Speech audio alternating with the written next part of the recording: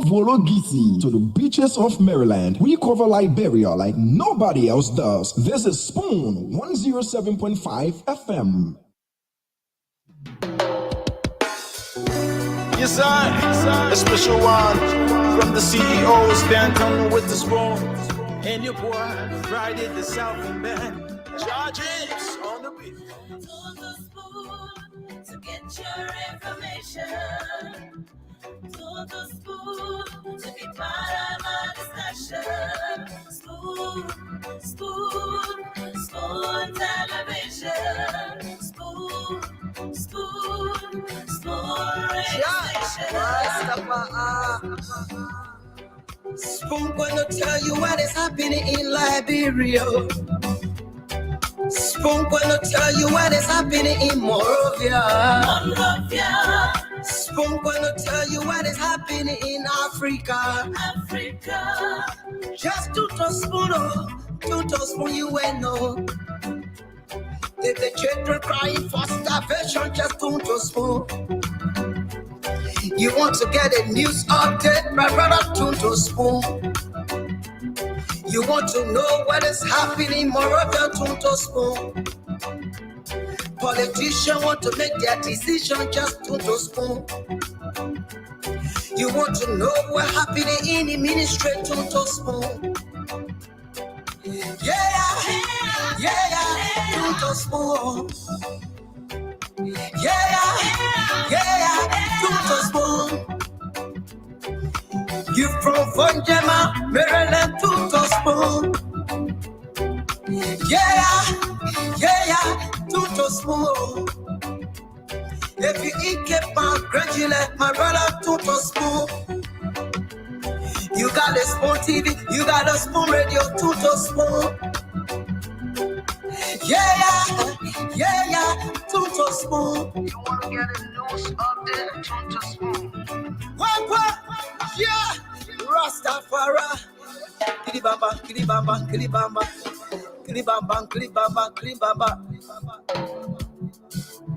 What I want? This one you got today. Spoon TV. Spoon. This one you got today. Spoon TV. Spoon.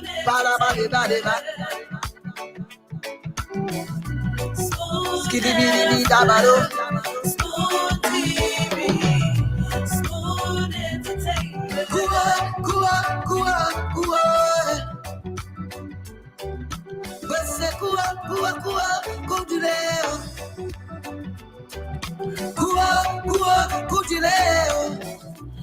A special one from the CEOs. Band coming with the spoon. And your boy, Friday the Southern Band. Charges on the beat. To the spoon to get your information. To the spoon to be part of our discussion. Spoon television. Spoon radio station.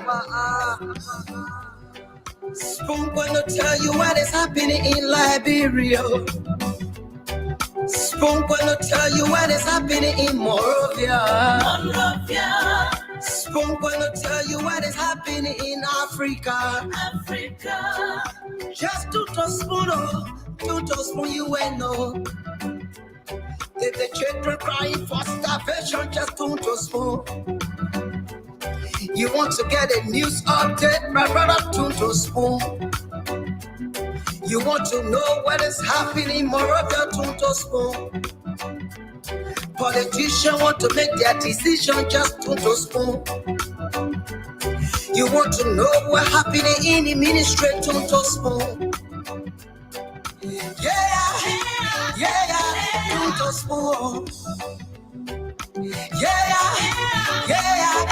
To spoon. You from Vonjema, Maryland, to spoon. To spoon. If you eat kepa, congratulate my brother, to spoon. You You got a Spoon TV, you got a Spoon Radio, Tuto Spoon. Yeah, Tuto Spoon. You want to get a news update, Tuto Spoon. What? Yeah, Rastafari. Kilibamba, kilibamba, kilibamba. Kilibamba, kilibamba, kilibamba. What I want? Yes, what you about today? Spoon TV. Spoon. Yes, what you about today? Spoon. Spoon TV. Spoon. Bada. Skibidi dabado. Spoon TV. Spoon Entertainment. Kua. Bese kua, go to there. Kua, go to there. To the spoon. To get Yes, your what you information. well. To the spoon. To be Yes, what you A special one from the CEOs, Dan coming with the spoon. And your boy, Friday the Southern Band. Charges on the beat. To the spoon. To get your information. To the spoon. To be part of my discussion. Spoon television. Spoon radio station. Spoon gonna tell you what is happening in Liberia. Spoon gonna tell you what is happening in Monrovia. Spoon gonna tell you what is happening in Africa. Just to spoon you and know. If the children crying for starvation, just to spoon. You want to get a news update, my brother, to spoon. You want to know what is happening, Moravia, to spoon. Politicians want to make their decision, just to spoon. You want to know what's happening in the ministry, to spoon. Yeah, to spoon. Yeah, to spoon. You from Fonjema, Maryland, to spoon.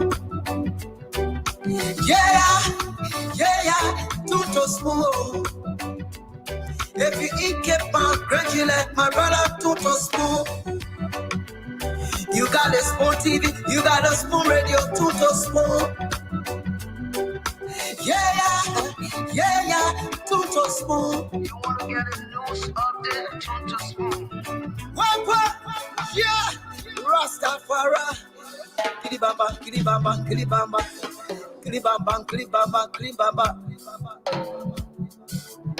What I want? Yes, what you about today? Spoon TV. Yes, what you about today? Spoon TV. Bada. Skibidi dabado. Spoon TV. Spoon Entertainment. Kua.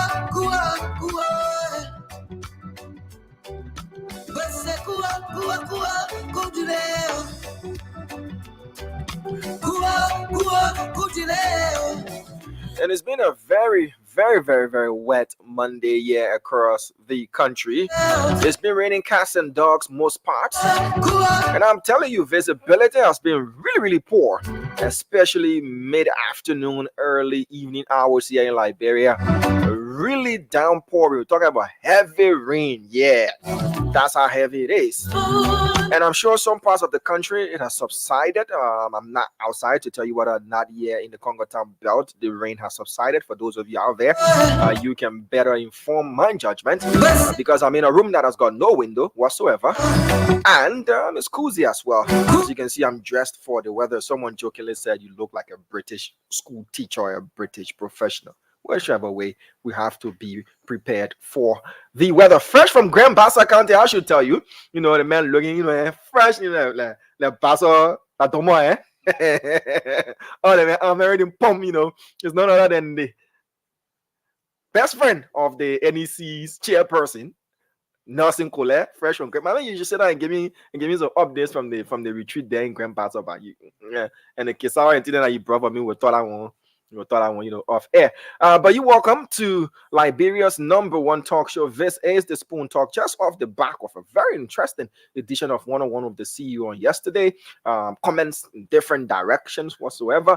But the Spoon Network will always come up with different surprises, different intriguing edition of our shows, and tonight promises to be another as well. So wherever it is you're watching us from, we'd love to say welcome to you. We'll read out some of the comments. And those of you listening to us all across Liberia, we'd love to say a pleasant night to you. Remember, 1 cup of Chalo tea is less expensive than 9 to 12 more, 13, 14 more Pampers. If you copy the code, you copy the code. Say yes, daddy. Yes, daddy. I repeat that advice again. 1 cup of tea, whether a coffee, whether a tea, whatever it is that you ingest in your system to make you feel warm, it's less expensive than Pampers, than SMA, than the newest formula on the black called NutriPlant. Yeah, cheaper than that. So true, daddy. If you copy the code, you copy the code. You're welcome to the show. My name is Damas Langer. I'm producing tonight. The rest of the panelists are definitely going to join us on the show. We'll tell you some trending issues across Liberia. We'll also go to the phone lines while we have the time for you to tell us what's exactly on your minds.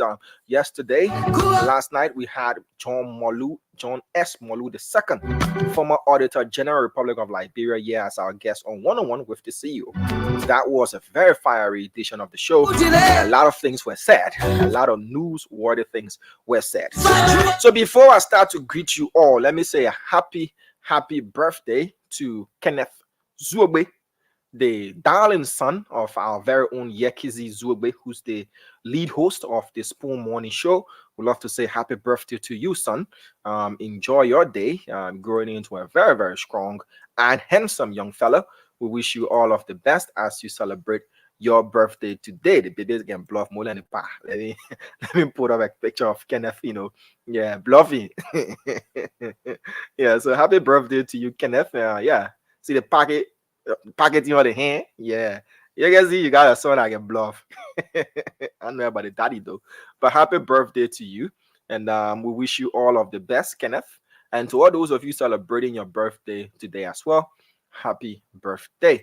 So what's happening in the country? How are you doing, divine? God can bless anybody. Yelu, hope you're doing great. Man, Jenna's son, hope you're doing great as well. John Tokpa is watching us from AB Torbert. AB Torbert Road. Hope you're doing great. We also do have Christiana GC Masakwe watching us from the Barnesville Estate area, say area F. That's where you're following us from. I do see Yvonne Gawe is watching us. Says good evening, Spoon. Moses P. Sagbe is also watching tonight. Esther Batwa is watching us via YouTube. Bindu Masakwe is watching us, as well as Lai Kone is monitoring, as it says, from Broville. Willette B. Morris is watching us from Texas. David B. Amas Siaze is also watching us. Zau M. Boluma is watching us tonight. Mr. Paul Kennedy is in the background. Someone's playing producer in the back and brought him on. Who's up to mischief? Only one person can be doing that. Ain't the Damo, why you brought me on new to myself? Not me, oh. My hands are clean. The person who brought you on, I can see them, but I can't talk. I don't know one Zakia will get in the whole place. One nigga demon, they're not even Zakia. We have a nigga demon in this Spoon group that is doing things and throwing stone and hiding hand. And that person has disappeared after causing, after bringing you on. But how you doing? How you doing, Damo? I'm told there's a heavy rain in Monrovia tonight. Yeah, and what we've been informed by the meteorologist is that there was a response from you to Senator Amara Conan that has brought down the thunder and the rain. I have not responded. Mama, listen, why are you rushing with my response? I have not responded to anything. I'm Are saying they now, putting yeah, you to the response? I will respond at my appropriate time and place of choosing. You're on spoon here, you're not gonna force me to get into your petty politics. Well, you have no response. I challenge you. You got no response. Okay, all right. You got no response, Paul Kennedy. Okay. Now you're in America, relaxing in the comfort of your home. You don't make this. You don't make this. Electricity. You don't make this show about me. Now that you're in America, AC working, good electricity, you got no response. All right. No, listen, we even started the show here, but I double dare you. If you say Kitty, I'm not going to come in for you. Okay. It's been almost a month, you know. Exactly. I don't eat my cake. I don't drink my tea when it's too hot. They use kind of tea. I drink either iced tea I can drink. They brought know where I come from. I'm used to drinking iced tea. You know my tea. One of my tea now there. Iced tea then that tea. We want tea that will get you jobo. I'm not going to that man. I don't want jobo. I'm not going to make Nathaniel might get run for me for his money. I'm not going to make Nathaniel might get run. My man, the thing we hear it, I beg you, yeah. I'm not going to remain the godfather of Bopolu. I'm not going to stay there till he decides to leave. Now, what you saying? So you just get us perpetually now? Oh yeah. For a man who has never been to his hometown, he said now you're talking about who will go to who will be godfather where. Michael Bobby Boo, I tell you this, and I said one last time. Amara Corner remained the godfather of Bopolu. He will support Botokana against Paul Kennedy this 2029. He said the only way he can call slap for Paul Kennedy. If Paul Kennedy back him and say, I'm running as a district representative, nothing close to senator. I mean, he's so focused. Ask my don't let a man steal your show from you. Continue your show with listening. I don't even know what a man does on that. I see your show. Why are you trying to run for the topic? Listen, you know my place to I break you out. When we talk about Amara Corner, then you in your skin, then you getting mad, you getting angry. Alola mad to you. I'm not listening. It's something happening, Paul Kennedy. I was waiting for this moment, for this day. You're not looking. You're not wanting. Listen, I'm not having no show here on Spoon. I ask you a simple request. You get Amara Corner 1 hour one-on-one. To respond on Spoon, I need 1 hour one-on-one. Because we always hear 2 hours. So what are you talking about one-on-one? No. You are coming out on the same league. You are not a senator, so I cannot give you one-on-one. You never worked as a finance minister, so I can't give you one-on-one. Ain't it? So you want me to talk? So this is why our country is going the direction it's going to. No. You got to. Let's be honest with it. Since you're trying to drag this conversation, let's be honest. So you want to get reference to people who have served in political positions before? Is that what you're saying? What I'm saying to you, my brother. No. What are you saying? Let me answer you. You're not giving me one-on-one. You're not giving me one-on-one to express my own grievance on this air. Let me answer. You are not in America, in Liberia. You get good internet and you have good electricity. Okay? You can leave from that living room right now, go in the kitchen and grab a bottle of water. You don't have to go outside to turn generator on. So let me answer you. My dear friend and brother, in whose wing we ate chicken wing and shrimp fried rice. I'm gonna leave that shrimp fried rice there and I'm working no more. So that was 20 years ago, and I'm working. Whatever it was. Nothing happened 20 years ago yet. Let me answer you. We're not Chinese people. It is important. You are only giving people credence because they have political status. When you were running for this position, you say you want to knock out Amara Corner and the rest of the guys. I gave you a chance on Spoon Talk. You had your time. You make your case. Listen, man, I'm focused, driven. No, I don't think you are. Okay?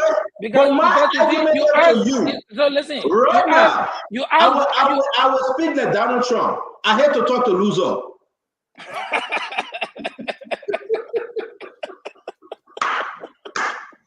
There's nothing wrong with you. You gave Amara Corner 1 hour, and the first question you ask him Paul candidate I say you cannot talk. waste You the told him people's talk. network time to talk to you the equal time I spoke to Amara Cornet. You're a loser. Amara Cornet beat you. I mean, you're wasting my time. We'll wait for 2029. We'll give you 2 hours, but right now, but man, the best thing you do as a friend, brother, I'm not going to say he will be willing because he's a Muslim to forgive you, and maybe he will support you if you're willing to be representative. I mean, do you accept it? Amara Cornet had no constituency in Bapolo. He trucked there, and at the question you ask him, then he got very. He started calling me organ and he started calling me bigot. He said Paul Kennedy is not normal. Paul Kennedy is a bigot. Paul Kennedy is a tribalist. You ask him one simple question. Paul Kennedy said you truck in Bapolo.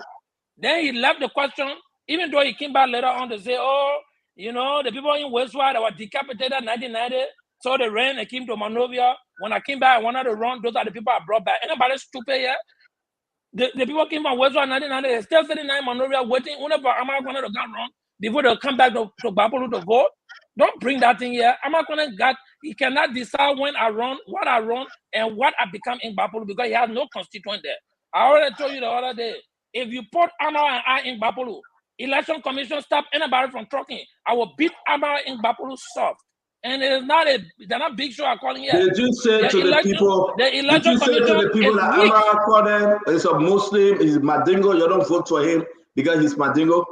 You asked the question, let me answer your question for your curiosity. Yeah. Okay. You see, if Amara Cornet knew the history of Bopolu district that he claimed he knows the history about, he would have not even made that assertion about me.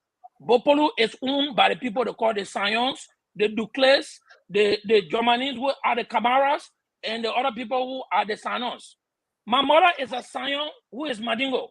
My mother, Mama called a Sayon, was Madingo. So I will pass in the Madingo settlement and tell people in Madingo settlement, do not vote in Madingo man when my mother is Madingo. I think the gentleman's argument was flawed. He did not even understand the geography of Bopolu. If he understood it, he would not say Paul was running around in Bopolu, in the place. That's the reason why nobody voted for him in Bopolu. Nobody voted for Amara in Bopolu because throughout his life as finance minister, he won the Bopolu 2 times. He has nothing to show in Bopolu. I have lived all my life there. I've worked and struggled with the people there. So obviously the people will vote for me over him. So for him to come to use the whole Muslim or Madingo sentiment here, I thought he didn't have anything. But I'll tell you, I will respond to Amara appropriate at my time. Not at your time, stand on. You are not dragging him. I'm responding to you. Is Amara Cornet not from Bopolu County? Bopolu is not from Bapolo. The county is Bapolo. Bapolo. Is he not from Bapolo?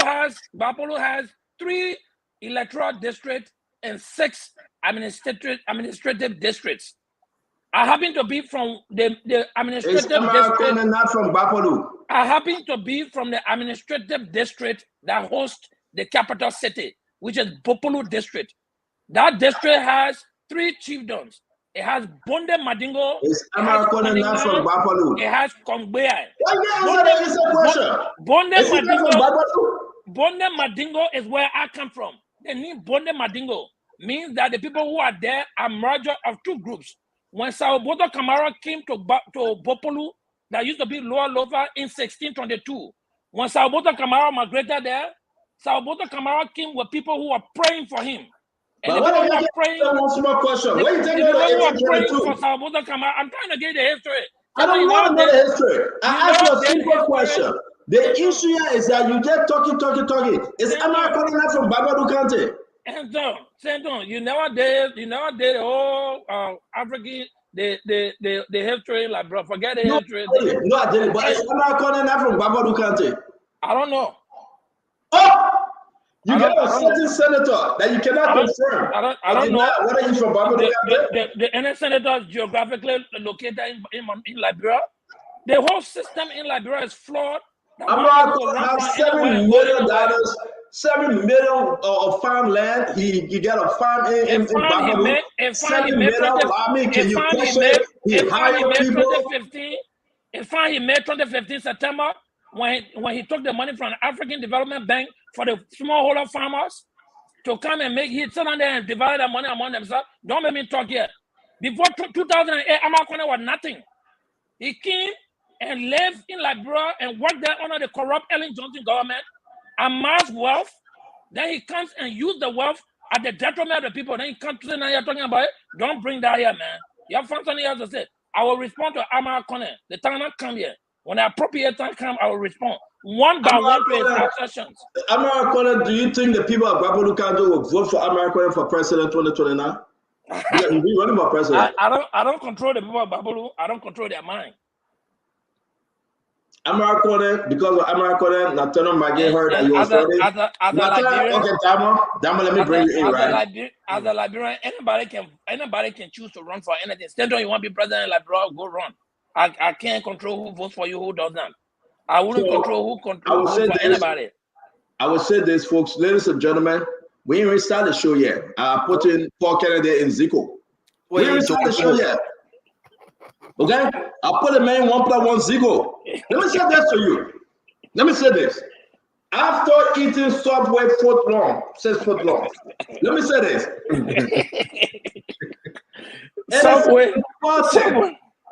Subway Eat Fresh. It is important to announce to every one of you on the show, share the show. When Nathaniel Miguel was making the decision to run between Magibi, Babolu, and you heard about Amara Kone, he said, I'm going to Babolu. Amara Kone came with the force. Your stomach full. Stand on your stomach full. You come from eating. You come from eating 6 foot long Subway. Why are you putting the pepperoni? What's in it? What's mixed up with it? Yeah, the salami. The meat, the lettuce, the mayo. You got mayo and oil in there. Now why are you talking Tabata? But let me say this. It is important for everyone to just understand. If you cannot share this show, just get off. You must go on your Facebook because we're about to break some news here that you never heard before. Go on your Facebook page and share the show. The rest of the guys will come. We want to welcome you. Listen, people say, oh, Stanton, you bringing Kev by, Kev King on the one-on-one. Listen, folks, Kev King on only one mission, to say what you had to say concerning everything that got him into the trouble and to leave. The rest of what Kev said, you know me, I moved, right? I moved. We get Spoon Talk get a panelist. Kev is not Spoon Talk panelist. You know, I see my own man in the chat asking me, you bringing Kev back? Bring Kev back where? Kev that's sedition. But Kev is a Liberian. Kev on another network. Oh, I heard today that he's saying yeah. Now I even added more spice to the whole thing. And I had 2 representatives and 1 senator call me today to confirm whether or not one of the representatives. So the man coming back. But Paul Kennedy, though. Paul, let's face it now. Nobody said careful coming by the Spoon Talk. We gave the chance on the one-on-one because you had something to say, right? I commend you for that, Stanton. I think you've proven to the Liberians that this is a platform that everyone has an equal chance of coming on this platform to express their view. Now, what I don't support is people being derogatory on this public medium, to some extent using the medium as a way to come to insult or denigrate other people. I did not watch the Kev Hassan episode. I was not privileged. I think at the time I was traveling. So I didn't have the time to actually sit to listen to what Kev said. So I'm not in the position to judge Kev. However, Kev is a professional person, and I think whenever he chooses or requests your permission to allow him to come to this podium, I don't think anything should be wrong with that. To be honest with you, I mean, I could be in the same situation tomorrow and say, you know what, I have a view. I want to come on Spoon to air it, or I want to go to another network to air it.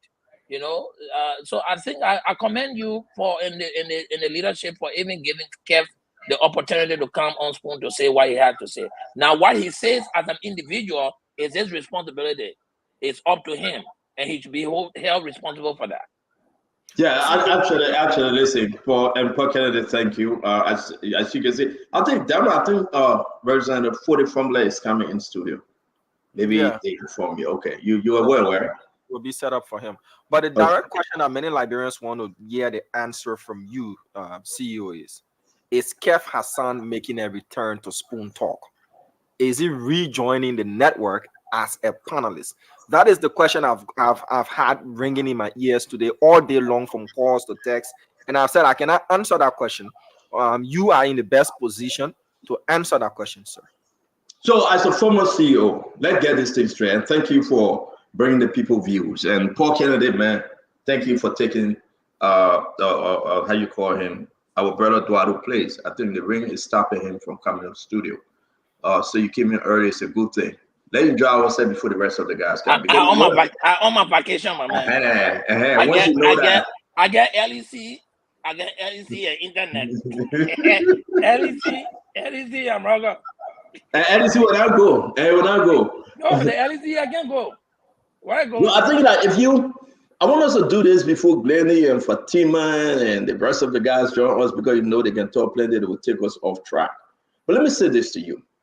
Under no condition we said that Kev was coming back to John Spoon Network. I was very frank. Kev had to say something, right? We spoke to Madam Titi, the CEO, Dr. Richardson. Dr. Richardson husband was aware, because I always get him involved. I mean, that's the right thing to do, because Kev said something concerning his wife, and we spoke to Dr. Richardson and Ketema on the one-on-one, because respect to Ketema, he's an added value to that one-on-one program. So okay, Kev, you coming to say, listen, I said this sorry in the back that we're dropping the case, and I apologize to Dr. Richardson and her husband, and I'm here to apologize to everyone that got offended, and this thing actually took a big toll on, and that's me, my people. I'm sorry, And we had a great show with John Baloo. Of course, we want to be talking about our John Baloo show today, everything he said. And use the time also to buy the sympathy from folks. You know what I'm saying, Paul? Because what you say in the back, people didn't listen to you. Now, those of the hundreds of thousands, 513,000 followers on Spoon, on the page alone, I mean, you will be speaking to them. The show yesterday, if you add all the numbers, is about 73,000. People followed that one-on-one yesterday. You had an opportunity, Paul Kennedy, to speak to those folks, speak to sedition and non-sedition. But to say Stanton bringing Kev Hassan back, no. It wasn't an intention to bring him back. Now, if he decided that, let's say, I want to walk back, right, Dama, it's conversation that TT have to make that decision. It's not me. This network, this Spoon Talk, not my show. I can leave this Spoon Talk today, it will continue. You there, Damo.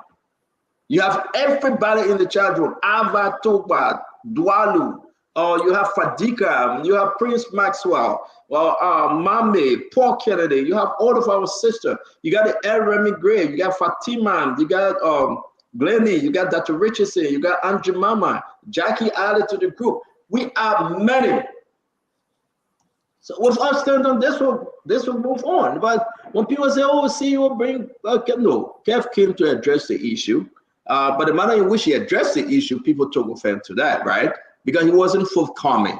It was like he was being, I don't know whether he was under the influence. But I'll tell you the truth, folks. From me, my point, Paul Kennedy, I forgive all those guys there. See, all the conversation I'm hearing. Let me be on the record. The call I'm getting, Stanton, is that the speculation is that Kev walked away from the closing argument, and that he's going to come to become a panelist again on Spoon Talk. That once upon a time he sat there and said most of the panelists on Spoon are political hunters, blah blah blah. All these derogatory statements he made.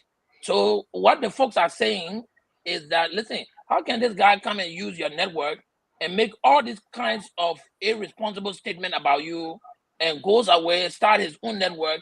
Now he comes back, walking away from the network he started, to resume his position as a panelist on this network. That's the concern. I think some of the people are reaching out to me. They are telling, not that you are hosting him as a guest. Their concern is he coming back to take a post as a panelist? No, so I would say as a panelist, Mr. Kennedy. He said yesterday that he's coming to redeem this network. To take back, yeah, to take the show back. Yeah, to save the show from itself because he cannot recognize the show anymore. So he's not just opting to come back, but he's got But Diamond, let me say this. Exactly, and that's the concern. Diamond, that's the concern of most of the viewers. The viewers are saying, listen, but let me say this. They kept Hassan, man. Where is he coming back to? But Kennedy, we get national issue to discuss. But let me say this, Paul. And it is important to say this. To err is human, to forgive is divine. I know we have two political systems in the country that are just against each other. I disagree with Kev Hassan, everything he said. I strongly disagree with Kev Hassan. He said a lot about me, my family. But come on. I know people don't want to hear this. It was election season. I know he shouldn't have said it against that Richardson or me. But at some point, as Liberian, we should just go in our closet and forgive each other. Every one of those guys on that show, who knew them? It was by the grace of God we established this network. We came together. We brought some of them on, all of them. So I move on. The Liberian people will decide. This is the people's network. Tomorrow, if the people say we don't want Paul Kennedy on because he did X, Y, and Z, we take the vote and I will say Paul Kennedy don't come on. Look at the feedback. They should come and convince the Liberian people, the majority of the Liberian people, and the Liberian people should agree with them. I have no say. Look at all the chat room.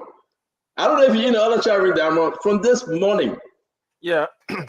So you just had the feedback, sir. So looking at the feedback, I remember a comment you said. You said I'm reading all of the comments. Clearly following the conversation line, and you just said based on the feedback and a vote and all of that, a majority. So from the feedback that you've gotten, we agree this is the Liberian people show, and the Liberian people are speaking via their comments and all of that. Are you open to looking at the comments to you having? With Paul Kennedy and American too. No, see, you just answer the question because. Man, answer the question. Listen, Damo, they make him run away from question. Ask him the question. Yeah, he's trying to divert it. Yeah, the man's a politician.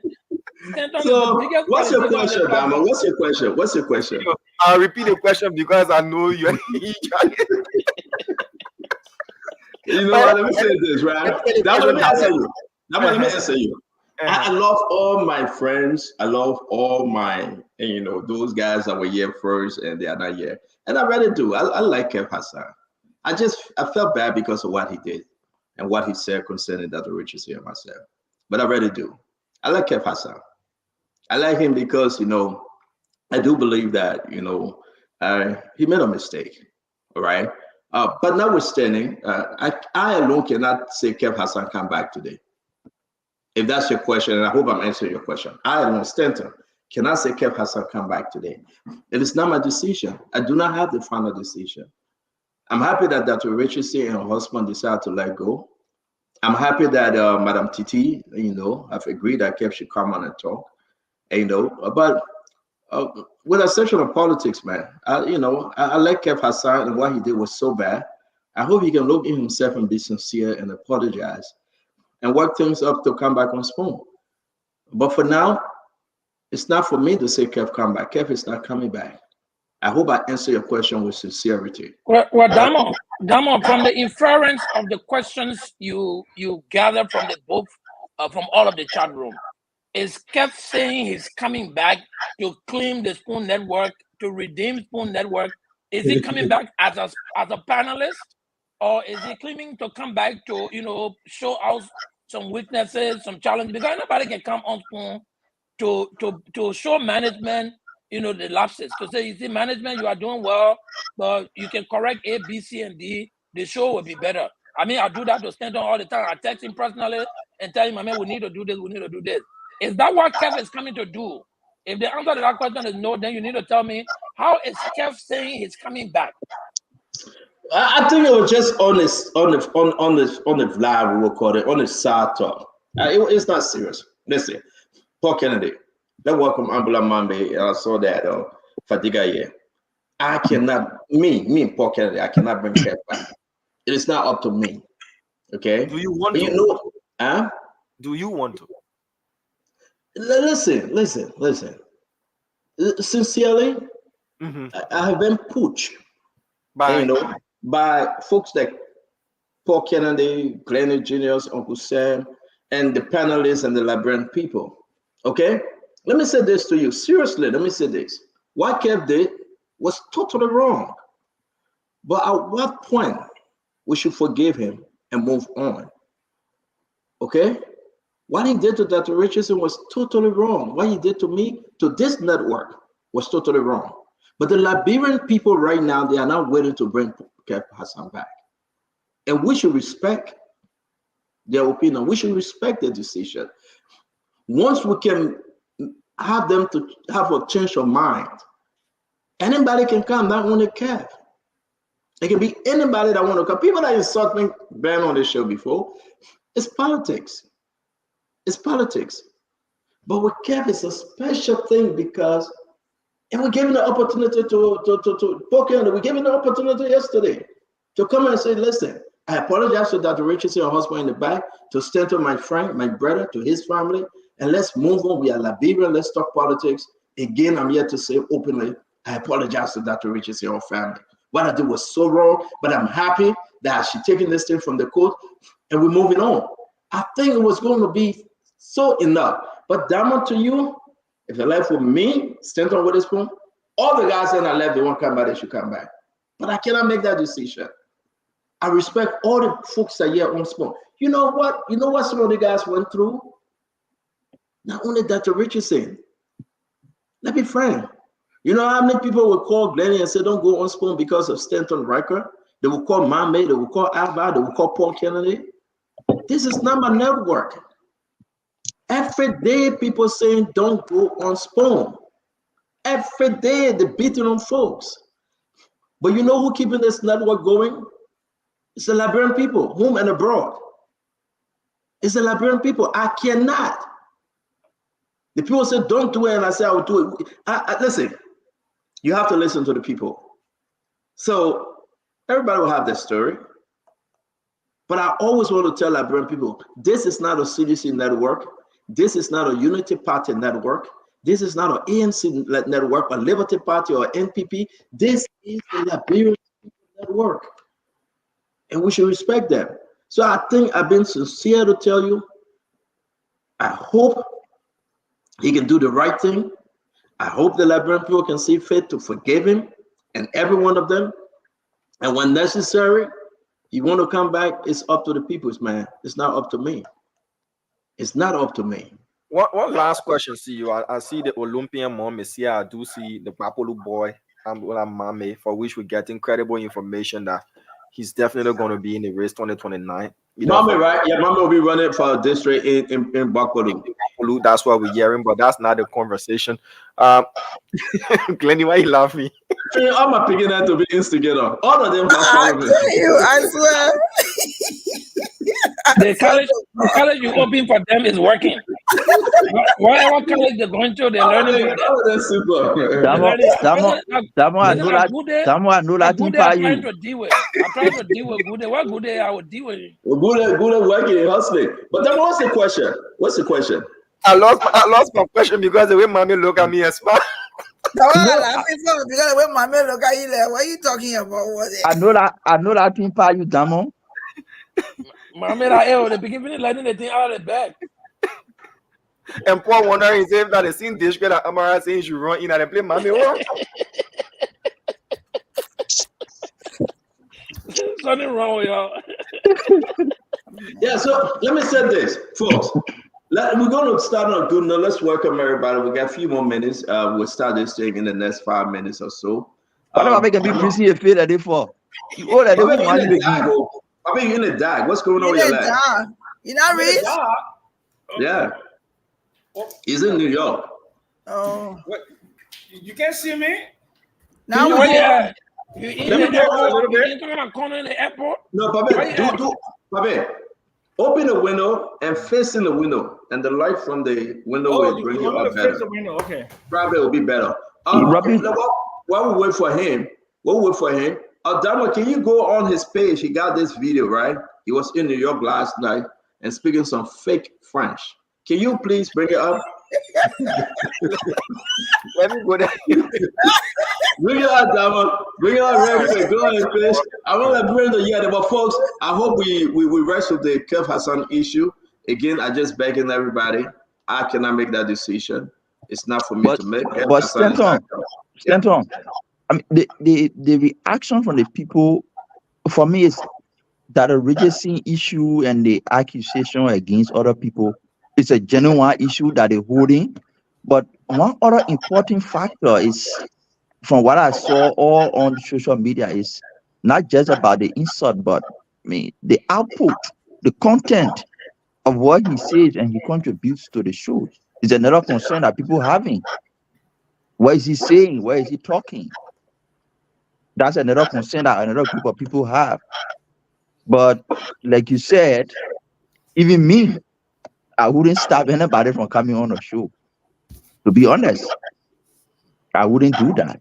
If because the person disagree or the person says something, I wouldn't stop anybody. You can come. I mean, let the public be the judge. Let the public, agree everybody.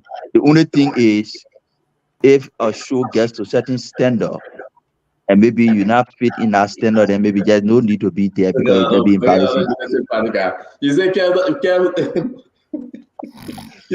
fit in this standard? Seriously? I mean, he doesn't.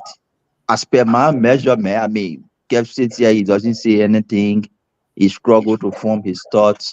I mean, he's good in something else. I'm not saying he's not a good person. He's good in something else. I heard he's a nerd. He can work good with those sort of health-related issues. That's his area. He's strong there. He can do that. But I mean, to have policy discussion, inform opinions about the country. I mean, he struggles to form his thought. He struggles to communicate it.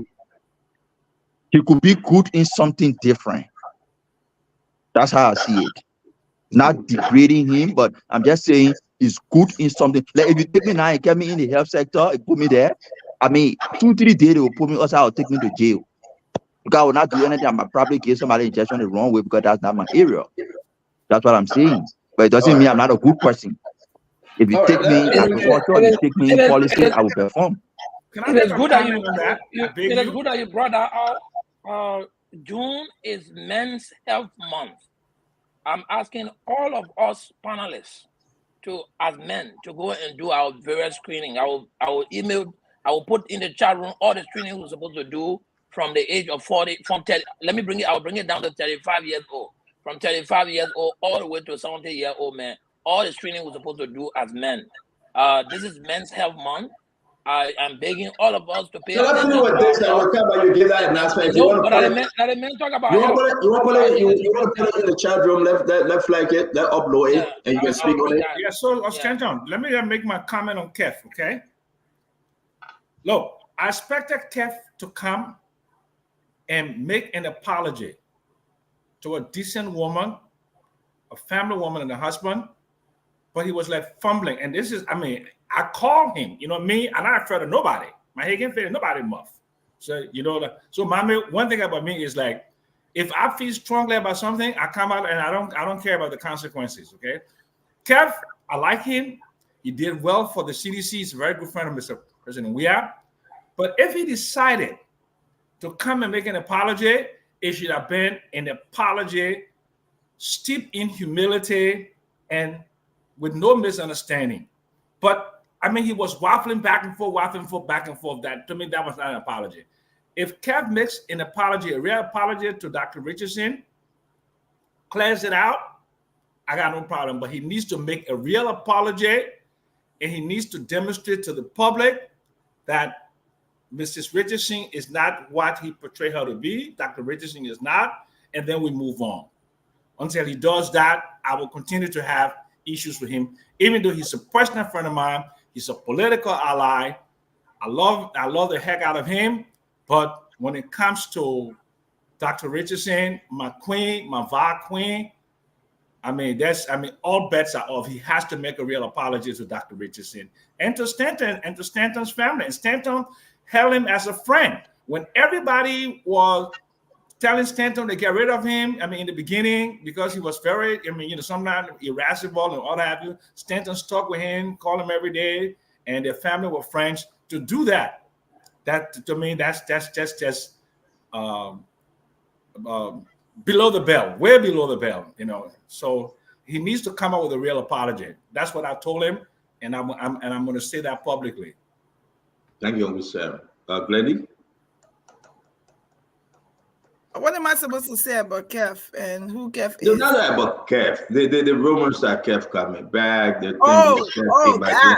Yeah. Well, so if Kev was genuine in his apology, then he wouldn't be coming to look for other people to tag along and call and refer to some of us as political hustlers. Political hustlers. Then, Center, I want to thank you for your closing. I didn't watch it, but I got a lot of text message on your closing, and so I decided to watch that, and I subsequently thank you. Kev is going to deal with his own issues. I don't own the network. I think it's a privilege to be on, regardless of what people say. And like Kev, like Stanton said, a lot of people have reached out to us individually, but it's a choice and a decision that we made to want to be on this show. Liberia first. It's the interest. And the fact that we have an opportunity to come here and talk about Liberian issues, that's most important to me than what other people may think or feel. But as far as it relates to Kev, I don't think yesterday was an apology. I think he was dilly-dallying, like Uncle Sam said. He was in an apology. You come and say, I'm sorry, and you move on. So I think, like you said, Stanton, it is the network. I mean, Liberian people can decide, but it's also the network's decision to say what is going to be the benefit to bring him back now, depending on what he did yesterday. I think yesterday he turned everything around for himself. I'm not going to judge anyone, but I just think yesterday he wasn't remorseful. And if you're coming back and you're saying, I'm sorry, predicated upon the fact that I'm sorry for what I did to Dr. Richardson, then that should have been done in case closed, but not to come and go everywhere else and then call all of us hustlers here. Like, he wasn't serious to me. It wasn't genuine. So he's on his own as far as I know. If he comes back, fine. He's not sitting in my chair. The chair where in my house. Now, once in where in the house that chair is? In the house. Where in the house? Thank you. My man Stanton, you want to know everything about a woman's life? Done it. How much can I call you? Yeah. I'm not even answering him. I'm not answering that Stanton, man. He said, get you liquor to drink. Don't tell Stanton what and no man, you are quiet and he's nice. So you tell you something, you finish. Oh, you finish. You finish. But but folks, I want to also play the 2 minutes 16 second of Uncle Sam video in New York last night. Then we'll go to the conversation today. Listen, Uncle Sam, I want us to start with this information I received. I'm waiting for Fode Famula, the representative. But Uncle Sam, Paul Kennedy, Abula Mame, and Glenny, seriously speaking today, I can confirm that Fonati Kofa, the speaker, position is in trouble. Speaker Fonati Kofa, they're about to remove him from the speakership. I just want us to just settle with that. They are very close to obtaining the vote. And that's what I want Fode Famula to join us. He's a representative. If you remember, CDC had 36, if I'm correct. You have Unity Party with 31. Today, from our sources, from Liberia representative, they have come up with the number to remove Fonati Kofa as speaker. This is shaking everybody, and everybody I spoke to. They were waiting for one representative, and I will mention that representative name tonight, because that representative have his own group of representatives, and that representative have agreed to join the opposition to Fonati Kofa to remove him as speaker. Now, who engineering this thing, folks? I want us to play the Uncle Sam thing. We're getting serious with the conversation. We'll come to that. The next thing. My man. No. I gotta play that clip. You can't speak French. You're lying to the people. I gotta play that clip. That one is it ready? The next thing. The next thing here is that the money 6 million, 6 point something million was put in the budget for LDC. The executive branch speaking to the finance ministry for Kennedy, they are now sending that money for car power. After the budget was signed by the lawmakers, the executive is changing that line item to go to car power. Who is car power? What is car power? Why the executive finger the budget? And I still want us to go to the arrival of President Joseph Yman Boakai. And we're going to play some of the major takeaway from John Madu 101 yesterday. The major takeaway. Folks, it would be so interesting to have Yombli Kanga Lawrence to protest on the retreat. She said, as far as she's concerned, Medtech and CTN not legal. But the government is recommending to drop all charges against Medtech, and some government ministers, the regular, indirectly, they are shareholder within Medtech. It's going to be an interesting show today, folks.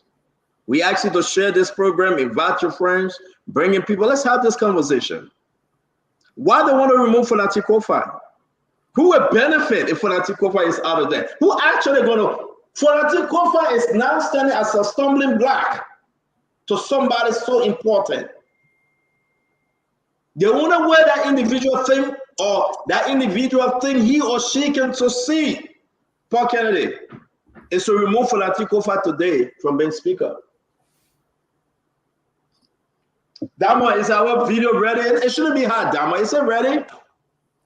We got to go. The people waiting for us. We got to listen to Uncle Sam speaking French to some Senegalese. So just be continuing with the show. Let me try and get a video. I'm on his page, but I'm not saying it. Okay, let me send the virus in there. You play. No, let me send it to you. You should have sent the link. Let me download it. Yeah, you should have said that. Let me send it to you. Everybody, I think the old man took a video down. Damo scheming with Uncle Sam to not play the video. Don't man that thing. They're talking in the background. Catch all your secret. It will come straight to my phone. What thing? Uncle Sam, what a video. Play the video. It will come straight. All your secret will come straight to me. All your text messages, your banking apps, everything will come to me. Why you want to go my banking app, baby? Why your heart run straight to banking app? Because you get plenty of money. Look at the kind of funds you get. Why your heart run straight to banking app? Why you not just start to text message? Because you got the public credit card. I want to go hack. All DM messages. The man want to try to download your DM messages in your phone. I want to see other product. Uncle Sam, please send us a video, man, please. You're not seeing it yourself? No, I can't find it though. It's like he did a video. No, I don't think he deleted it. Uncle Sam is hiding the video. No, I didn't delete it. I will send it to y'all. Uncle Sam is hiding the video, and he paid Damo to delete the one. Yeah, Damo up already. I mean, I will send it. I'll put it. If you thought I want to see you, will never believe you. I don't trust the Damo being. He will never ever believe you that I'll play the role. I don't trust Damo. Damo up already with the papi. Now because I'm gonna say you're wrong for representative. Okay, in the chat room now. Yeah. So Dama, I'll send it to you. All right, so let me get it. I don't know. I really don't know, folks. This is very, very serious. What Dama found that video. Let's go quick on this thing. I'm a American opposition leader, Paul K. Kennedy. Let me hear from you, man. Let's stick to this issue of Fonati Kofa, the speaker. Why are they targeting him? I will ask the same question. You know, we are not privileged to have a lot of the information in the legislature, right? But of course, the Constitution provides that one or more members of the House of Representatives or the Senate could actually be impeached on several grounds of, lack of trust, no vote of no confidence, abuse of power, corruption. There are several things that legislates or give the House the power to be able to impeach one of its members and remove them. Imagine impeachment is the proceeding and removal is the process that they're actually taking out of the position. Now, the question I'll be asking anyone is, why would they want to remove the speaker? What has he done wrong? In whose interest, though? In whose interest? What are those?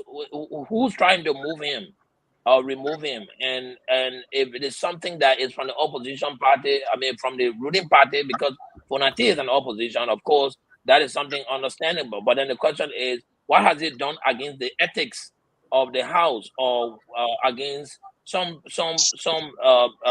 malfeasance or misappropriation in government, for which reasons they're trying to remove him? So that information we need to probe into to be able to really understand some of the reasons why people are chasing him to remove him from the positions he's in. And the next question would be asking, is it legitimate? If they don't have any findings or any reasons to remove him, can they just arbitrarily remove him for doing nothing? These are the kind of questions we should be asking, and I really think it's going to be a good show tonight. Yeah, it will be. Diamond, the video is up. I don't know what you say. It's that. Uncle Sam. The video really catch your eye, Stanton. Uncle Sam, did you take it? Did you take it down? No, I will take it down. The link is broken. The video is no longer available. No. It's there. So look at the next one I sent you, Diamond. Diamond, the one I just sent you, please. The one I just sent you, please. Play that. I sent a video, man. Yeah, he got it. So, Mame, let me bring you in, Mame. Let's talk about this speaker position and who actually won Fonati Kofa removal. And why, Mame? What do you think? What are you hearing?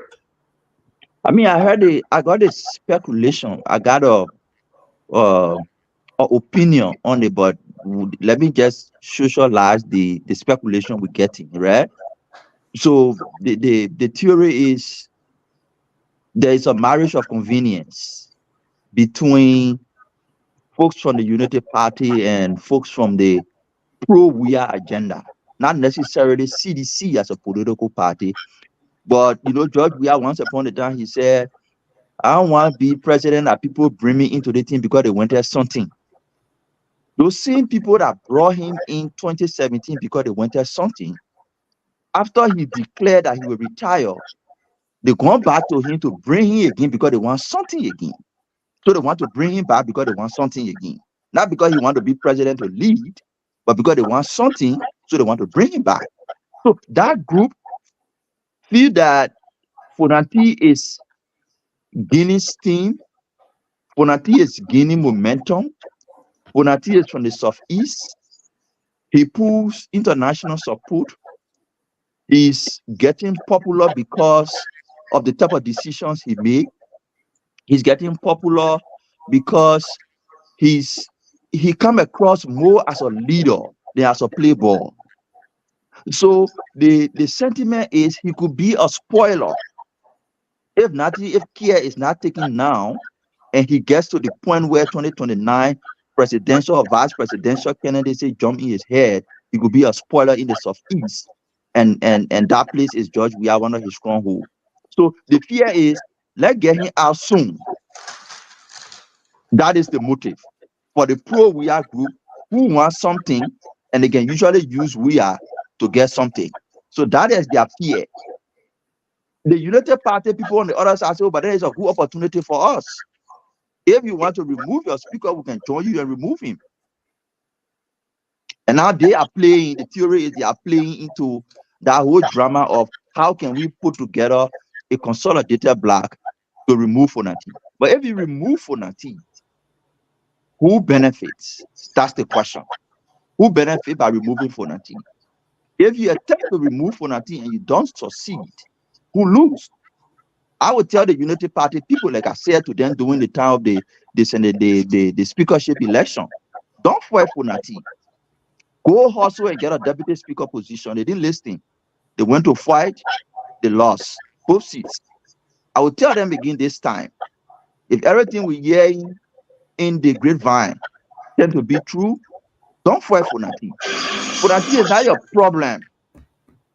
Your problem is how you make decisions to transform old policies that existed that keep the people poor. How do you pay attention to addressing the structural issues in medtech? How do you address the issue with Western cluster? How do you address the issue about corruption and accountability? Those are the issues. Liberian want job. How do you create job for them? But I think now your problem. So if you want to create a governance fight, fighting Funati, while you fighting the bread and butter issues on the ground, you come to realize that in the next 6 months, you lose all the both battles.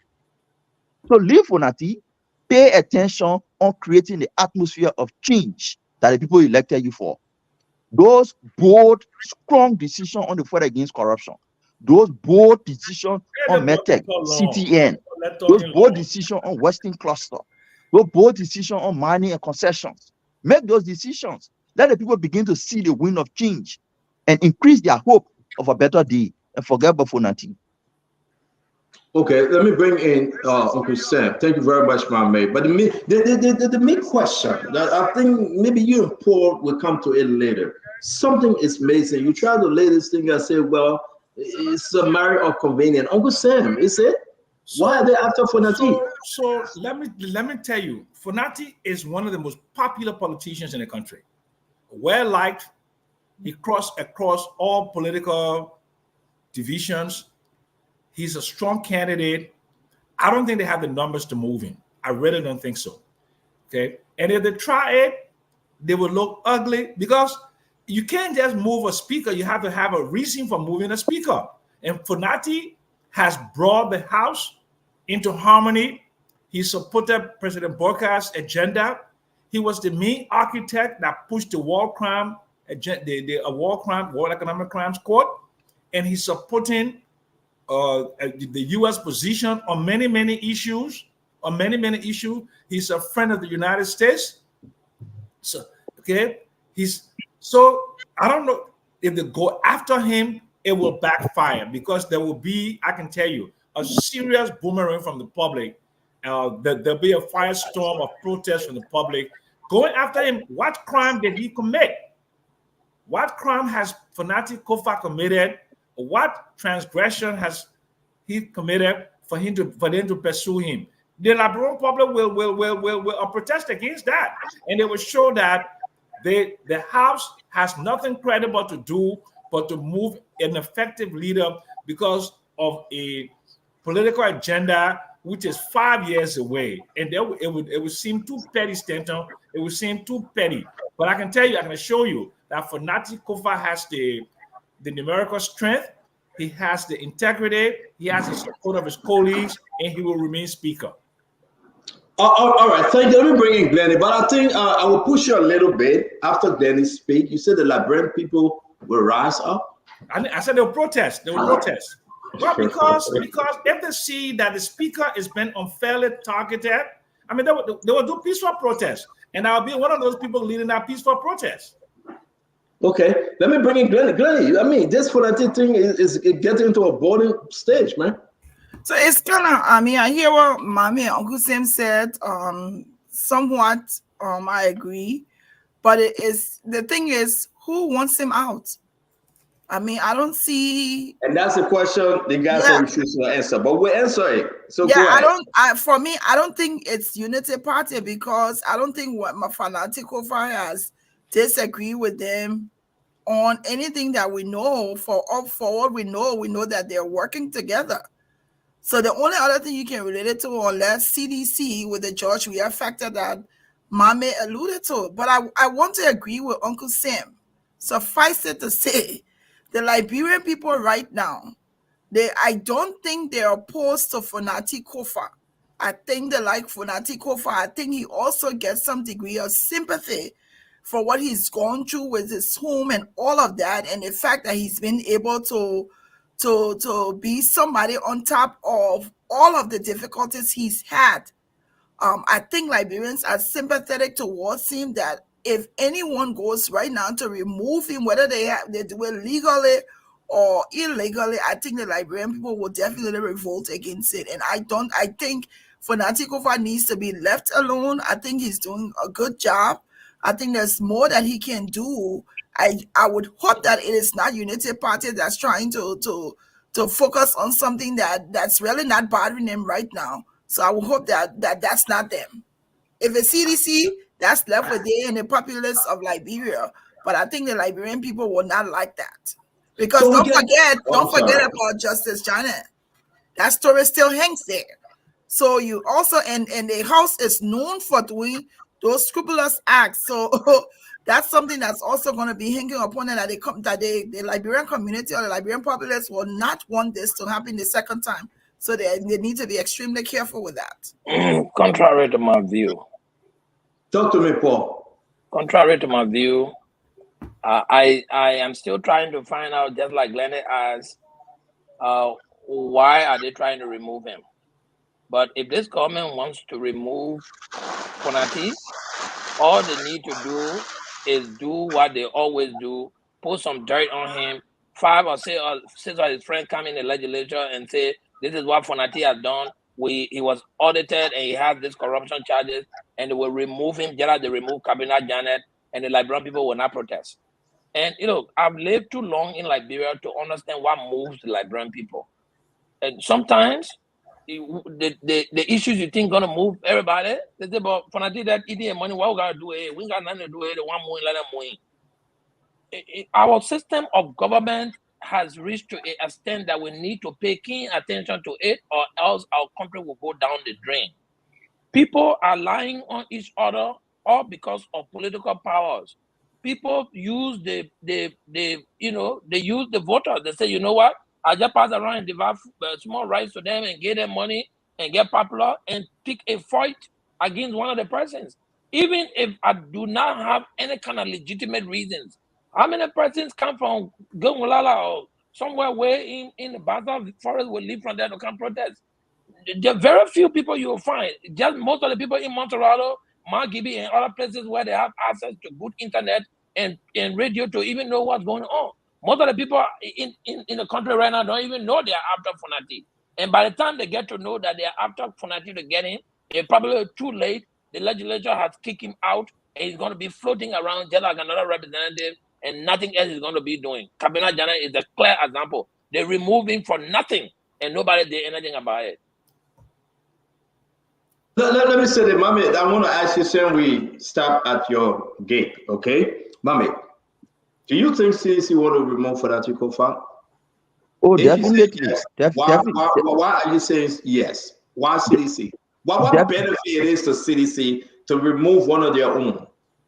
Definitely. The information we're getting from the grapevine is that he poses threat, like Uncle Sam Jackson alluded. He's a brilliant man, a consummate professional. His comportment is depicts a strong leader, but not just a strong leader, somebody who is able to win support from across the aisle. And he's gaining momentum for some of the decisions he takes, for the steps he takes. He builds relationships beyond politics. So people who want we are to come back because they want something, like we have said,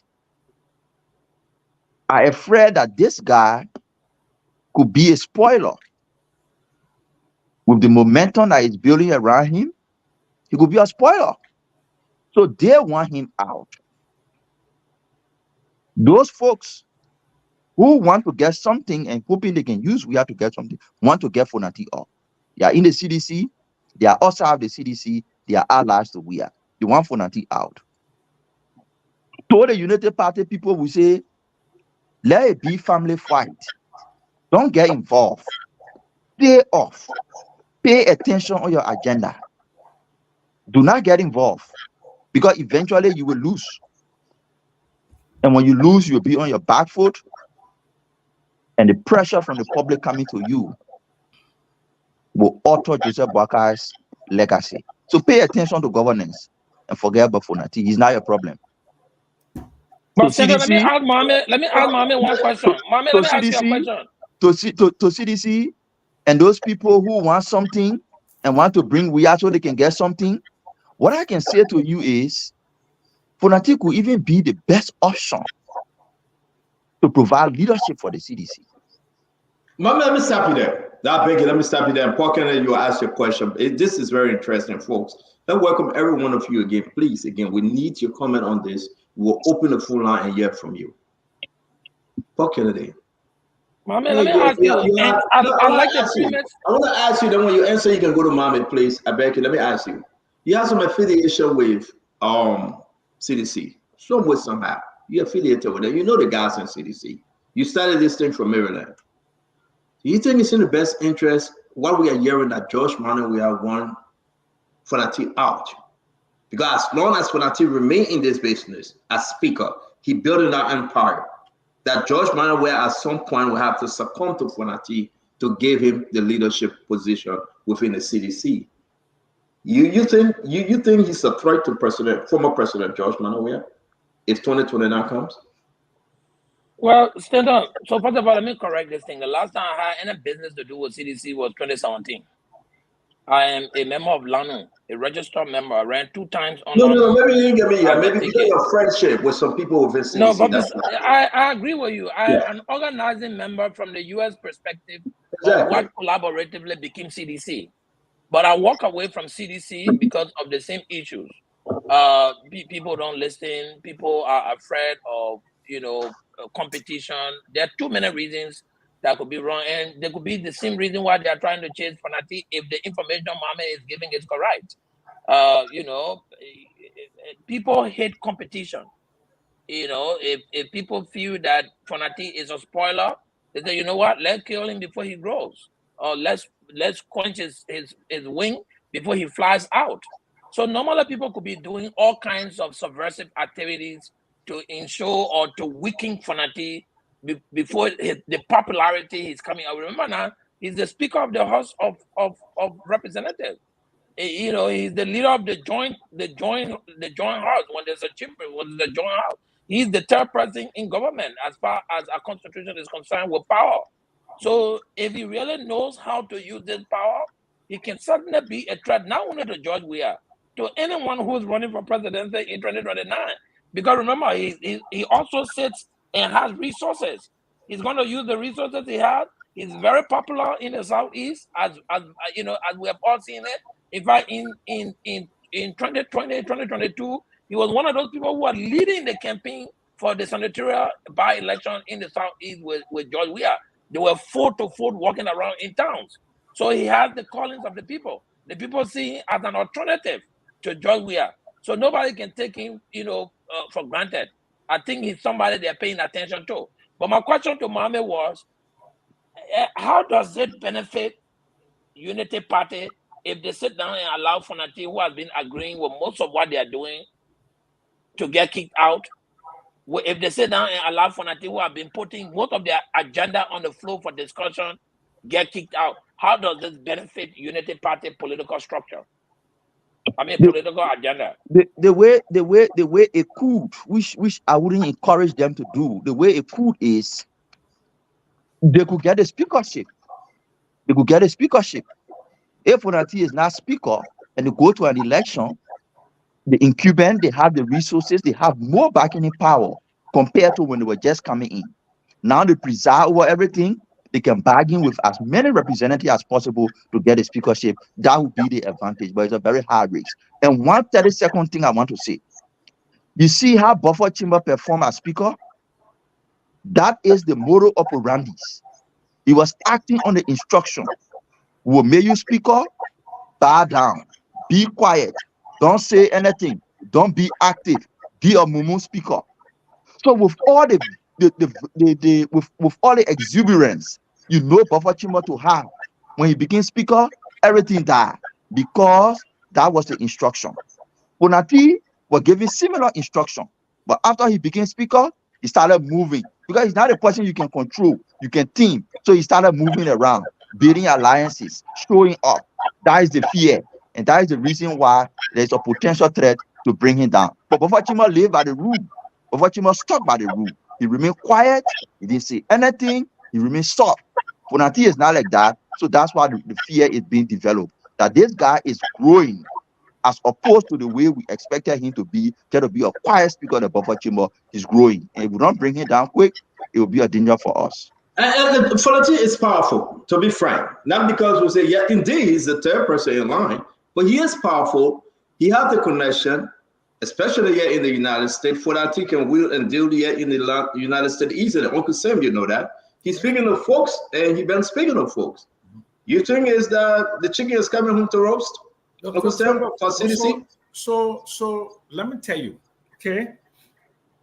It will not be in the interest of President Weah, and I don't believe that, okay? This is the assumption that he may be manipulating so to get Fonati from the limelight, okay? If that is his strategy, it would undermine his own presidency, because Fonati is somebody I know, and if he felt that President Weah has a better chance of being president, he would give Weah that chance. He's not going to be a adversary to President Weah, because that's the kind of person Fonati is. So whoever, if I just hope it's not true, and I don't believe that is true, that would say to President Weah, you need that Fonati Kofa is an obstacle to your 2029 presidential ambition. One thing you don't believe it, man. Come on. Not obstacle. Spoiler. Okay, so listen to me. I know George Weah not well enough, but I know him as a politician. Okay, I don't believe George Weah has that kind of political machination in his head.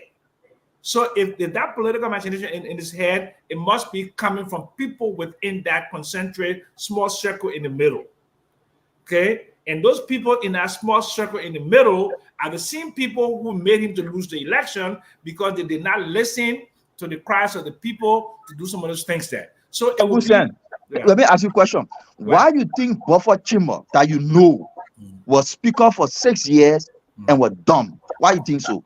Because Buffer Chimba is not fanatical. Buffer Chimba that's not even his real name. No, and the point I'm making is, I'm just telling you. No, the point I'm making is that is not his characteristic. You know Buffer Chimba for 12 years. That is not a characteristic. Uncle Sam, wait. Because I think Uncle Sam, beg you. Bubba Chima used to run beyond my Ellen. He's a vocal man. With everybody there and make the case. So I think my man is coming from somewhere here. What was his move? Because Buffer Chimba does not have the same inner fortitude like Fonati Kofa. Okay? Buffer Chimba is a person who took upon the identity of another human being. Right? His name is Jalalanin. Right? So that kind of person with that kind of moral compass, you cannot compare him to a young man, a law school graduate who was the town manager of Zebulon, North Carolina, who has some problems with the law, but he was in his 30s and has reformed his life over that time and has gotten into this position, has earned it, right? Fonati Kofa will not shirk his responsibility to the people of Liberia, okay? By surrendering the oversight responsibility of the presidency to President George Manuel Weah. Fonati wouldn't do that. Fonati would ask questions. Fonati would be an advisor. But Buffer Chimba... But that is the foundation of his problem. That is why he's facing the problem now. Because he's asking. Buffer Chimba has certain political and social vulnerabilities that President Weah could play on. But Fonati Kofa does not have any comorbidities. But that's why he's facing the problem. He's saying the thing I'm saying. That's why he's facing the problem. So let's move, please. Finish up with what you are saying. Conclude, Uncle Sam, then we'll move. Okay, so no, what I'm saying, Fonati Kofa is not Buffer Chambers. Fonati Kofa, and also don't forget Fonati Kofa, wife is from Lofa. Okay? That's why he's facing the problem he's facing. He has strong ties. He has strong ties to Lofa, and plus this guy reaches across the aisle. That's why he's facing the problem he's facing. But so anybody who wants to go after that person will be going against the public sentiment, and the public sentiment will gel okay, we will come to a coalition. Uncle Sam, something happening here. Let me comment, guys. Right, two things happening, folks. And we'll open the phone. I want to hear from the Liberian people because this has to do with the 73 electoral district, right? Let us just understand ourselves, my man. Fonati Kofa is between a rock and a hard place. And people got to accept it for what it is. Is Fonati Kofa or true sedition? Can we ask ourselves this question? Uncle Sam, you know the upbringing of Fonati Kofa. Okay, so is he a true sedition? Ask me that question. I'm asking you, is he a true sedition? Okay. Fonati Kofa transformed himself into the Coalition for Democratic Change. That is the coalition. He is not a knee-jerk reaction. He is not a beret-wearing sedition. That's why he's facing the problem he's facing. He is a critical thinker. That's why he's facing the problem he's facing. The party must have affiliation with other parties. The party has to have an international reach. The image of the party, the international image of that party. Fonati is the one that could represent and transform the CDC, the face of the CDC for 2029. That's why he's facing the problem he's facing. You answer the question. Let me say this. Something is happening here, folks. A true blood sedition don't believe in Fonati Kofa. True blood sedition believe that Fonati Kofa also took part in the sanctioned operation of sedition lawmakers today. They want to pay for that. The legs of Akaris Gray and the rest of them, and the Jefferson Koji and the rest of them. Uncle Sam, you're right. You're telling Mr. President, former president, if you can't get rid of this guy today, you will not run in 2029. The information we receive in Paul Kennedy, Fonati Kofa is a threat to the cord between the bones and the marrows, Paul Kennedy. That George Banawea, Eugene Nangwe, Kemeya, all of them said that they're confused. The association of Fonati's own family, his wife, his brother-in-law, Stephen Yekesin, that thing scaring the sedition that Fonati Kofa have left. And let's say, now, let's get into Unity Party. If that is true, let me ask you guys, can we say that Jeremiah Kuhn is part of this thing, sitting somewhere drinking cognac and just Hennessy XO, drinking something and just happy?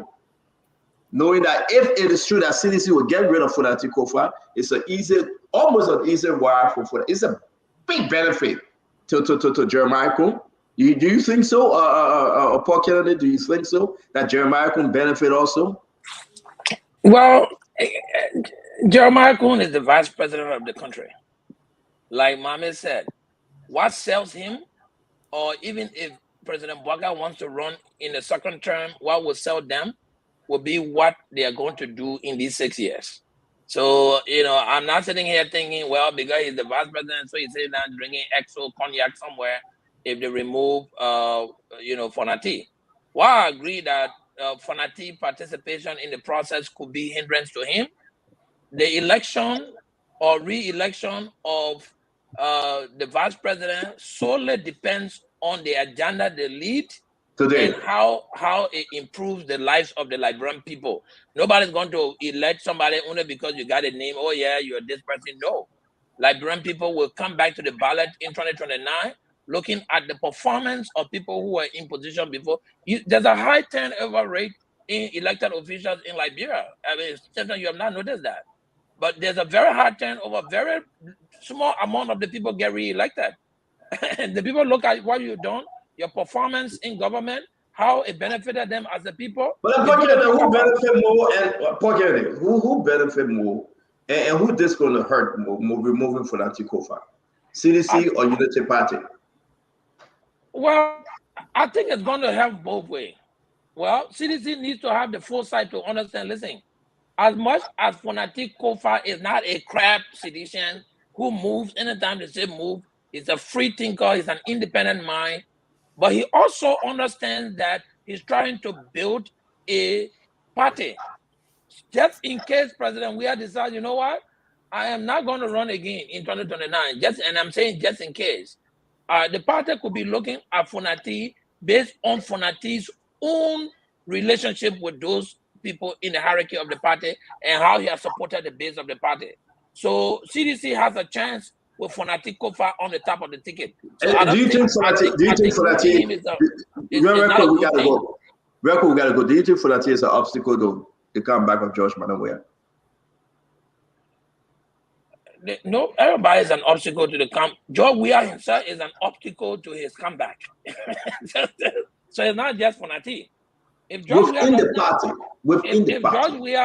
George Weah as the president or former president does not lead the life of an opposition former president and does not correct those wrongs that he has done probably or were not able, some of those things he was not able to do, I am quite sure he's going to find it difficult to come back. But Fonati presence on the ticket, on any ticket, takes away some of the votes. No, it's not on the ticket yet. I'm not there. I'm saying now, Fonati or speaker, doing all the different things. Do you think it's a problem? It jamming George Manawea is taking away the popularity. It's taking away. You know how Donald Trump loves camera, right? Do you think everything Fonati doing now, working across the aisle, working with sedition and non-sedition, working with Liberty Party, with his original party, all these things, don't you think they want to just pull the plug on Fonati? You see, stand on. Amongst the Liberian politicians now, Fonati is one person who fully understands government. He's educated. He has served almost in every sector of government. This gentleman is an asset to any party, right? So everybody will see him as a threat. I mean, for sure. But then if our in the CDC case, we'll be trying to harness him to keep him as a lamplight to move our party so that it can bring this broad base to the party. There are people sitting down on the fence who will not want to associate with CDC with the same players on the ground. I can tell you that for free. Thank you. Glennie, Fonati, a threat to George Manawea within the party, right? I think so. I wanna believe he is, because number one, for so many reasons, like Paul was just saying, he's educated, he knows about good governance, and then also he may not be looked at as a traditional sedition. The fact that he's come from another party, so he's not there from the grassroots of CDC's growth. So they may think they will always remember their line. They will always try to formulate in their minds that there's a possibility that he's going to leave CDC and go to Liberty Party. That by itself is a threat. I think that's a threat to George Weah, and also the fact of where he's coming from. Fonati Kofa is gaining a lot of base. This is the same Fonati Kofa who some of us were saying he probably shouldn't have been speaker. Now that he's been given the opportunity to become speaker, he's excelling. He's doing well.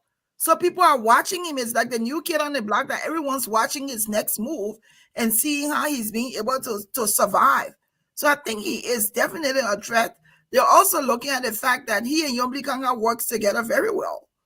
And somebody could also want to remember the alliance and the fact that Yombli is from Liberty Party, he's from Liberty Party. It could be a serious threat to George Weah. Not one, that he's not from the basis of CDC, and number two, he didn't come from CDC. So they could look at him as being a serious threat to a Weah comeback. So Mame, close on this real quick, and then we got to go to the phone line after Uncle Sam.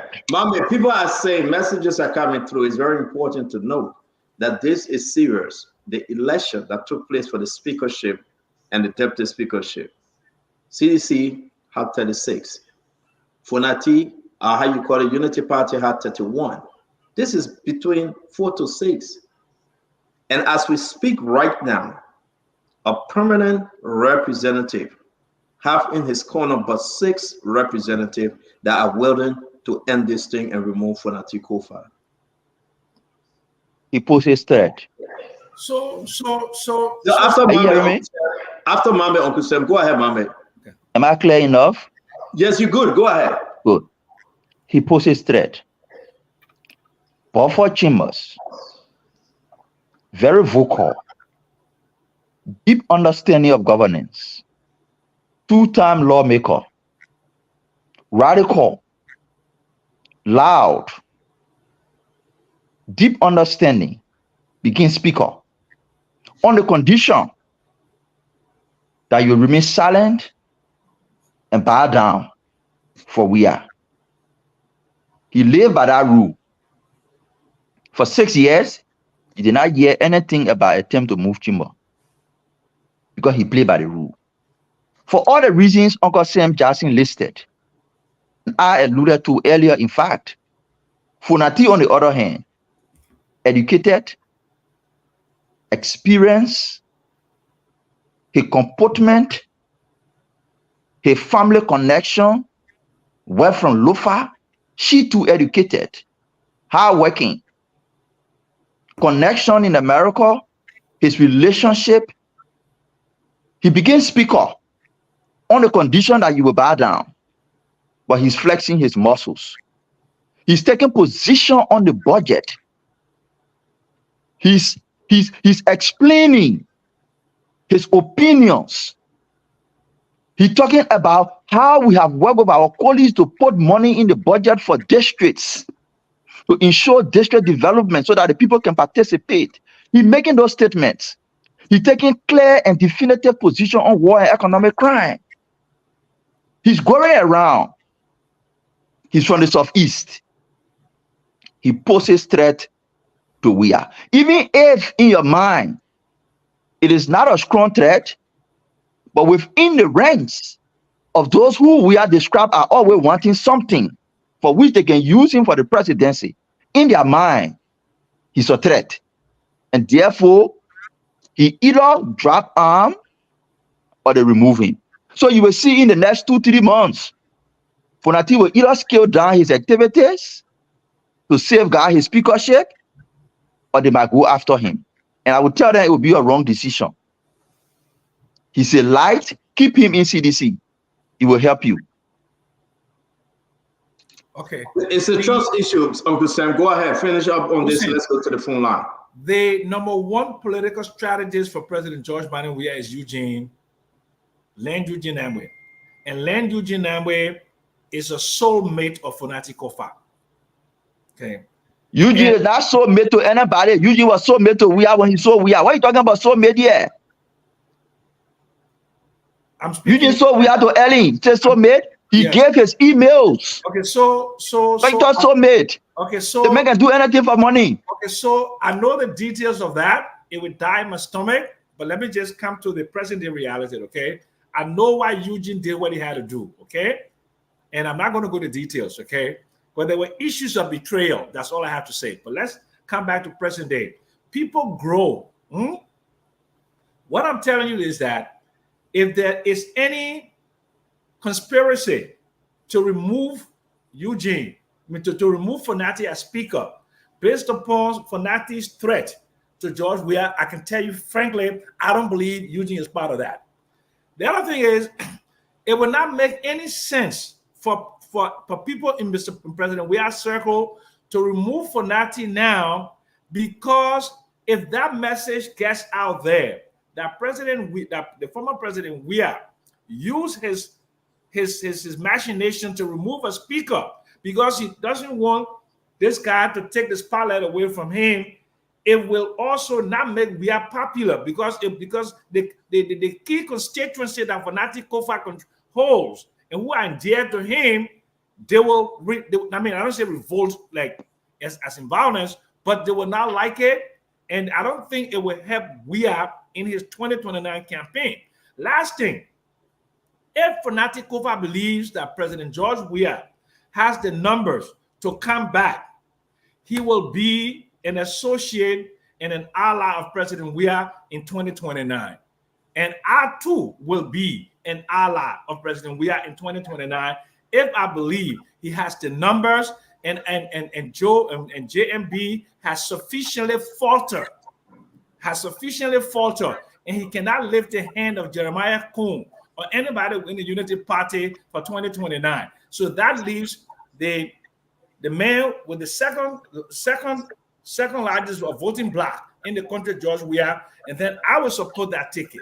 But I believe that Funati Kofa does not pose a threat to President Weah. Funati Kofa is an asset for unity, for political cohesion, and I think they should leave him alone. Because if they go after him, the consequences will be bad. When last Funati ever went to CDC headquarters? Oh, I'm not in Liberia, so I don't know. But you can follow all the news. My man, I don't be waiting to follow the news like that. All right, I want to follow Spoon and you, my man, that you I follow every day. All right, so let's do this. Let's open the phone line, Damon, please. Let's open the phone line here from the people briefly. We'll take these different calls because we have to move to the next conversation. Let me take this one. Hello, your name and where you joining us from? Hello, your name and where are you joining us from? All right, Damon, go ahead. Tell those folks are ready. Let's go to the phone line. Just talk to us about this speaker thing. They want to remove Phonetic Kofa. It's been engineered by CDC or Unity Party, whoever tried to do this thing. We want you to talk to us. Folks planning, they have the numbers. They are saying they will remove Phonetic Kofa. Your name and where you joining us from? Hello? Yes, go ahead, sir. Your name? Okay, my name is Zell, and I'm calling from Ottawa, Canada. Talk to us. Okay, so my thing is that I think what Mama is saying is something that is close to my opinion on this issue. The thing is that I think CDC is preparing for fierce battle in 2029, and I think it's about generational change. I think what's his name? Phonetic Kofa is also from the southeastern region. You know that CDC is rebranding. CDC is trying to do a lot. They have an agenda for 2029. Thank you. So Phonetic is from the southeastern region, and Georgia is from the southeastern region because they want to put up a fierce battle. And the issue of a generational change, I think Thank you. It is the main reason why. Thank you, sir. Thank you. Hello, your name and where you joining us from? My name is Musa Bility. I'm calling from Minnesota. Talk to us, Musa. This is the same thing that happened to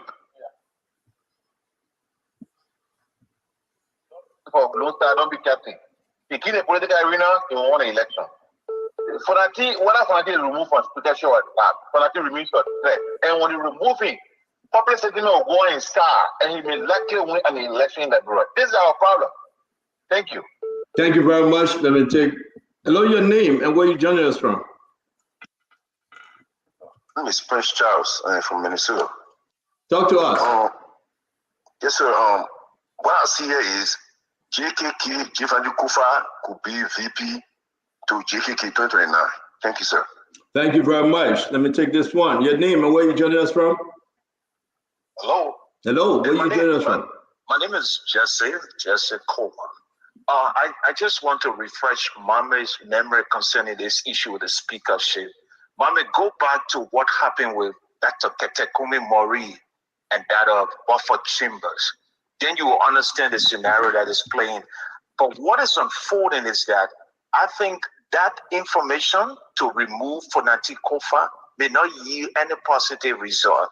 That's why I want you to go back and look at the situation with Dr. Ketekumi Mori and that of Phonetic and Buffer Chambers. Thank you very much. Let me take this one real quick. Your name and where are you joining us from, sir? Thank you very much. You have to turn off your receiver and listen through the phone, please. All right, we'll come back to you. Your name and where are you joining us from? My name is Roland Perry. I'm calling you from Pennsylvania. Talk to us, Roland. I mean, the news of the removal because of Kofa is not strange. I think it's just a political game CDC trying to play. Right now, CDC is broke. They are forcing Speaker Kofa to support the party single-handedly. And this is not what Speaker Kofa is agreeing to. So they want to use it, to pressurize him to be able to support the party. CDC always deploy individuals to support their party. And John Gray is not in the position to do that now. So they want to put all the burden on Speaker Kofa, which he's not listening to. So this is what they want to do. And Speaker Kofa is not going to do that. Thank you very much. Your name and where are you joining us from? Your name and where are you joining us from, please? Okay. Yeah, are you with us? Can you please speak into the phone? Your name, where you joining us from? All right, we'll come back to you. Hello, your name and where are you joining us from? Yeah, How you doing, Scepter? This is Bud calling from Iowa. Listen, if what Mohammed said, I agree with him. UP should take off Fonati issues because everything that the government is doing Fonati is in favor. So for this reason, if they do that, there will be impeachment of Honorable Joseph Numa Wakai. Thank you. I didn't understand what you said, but you're welcome. Let me take this one. Your name and where you joining us from? Yeah, my name is Tom, and I'm calling from Pennsylvania. Yes, Tom, go ahead, talk to us, please. Yes, Kenton, you guys got me cracking, laughing just now when you asked the question, and I heard Uncle Sam saying that you asked the question if Fonati Kofa will be on board with George Weah or something like that, and I heard Uncle Sam saying that he too will be on 2029. I mean, this old man is almost the age of Joseph Walker. Why would he be saying that? So I just wanted to just share it with you, man. You So the man myself is the president. Different, man. Come on, Joe. Yeah. Where are you, Diamond? Please, let's go to Morovia and take some calls because the people too want to participate. Can you take some calls, Diamond? Yeah, sure, I can. 077771075 055101075. 1 minute per caller. Please go straight to the point on this issue being discussed. Hello. Hello. Hello. Hello. Kindly go ahead, please. Fine. Okay. Coming up on a different Joe, go for big Joseph Brother for women. There's no way Joe are carrying power, even when they're for CDC. They're going to try another party, not United Party or CDC. No, but I know Joseph Brother not going to fail. If you see young mommy, Lana, I love people, family, and they can know.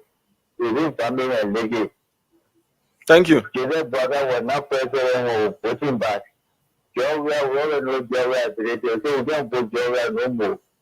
Thank you. Okay. Let's take this person here. Let's hear you out. Hello. Hello. You live on Spoon Talk. Go ahead, please. Okay, my name is Andrew Menzo. I'm calling from Hassan community. Talk to voice of the many voices, which is a part of this on the program. I've been listening to them, and then they say everybody saying the record thing.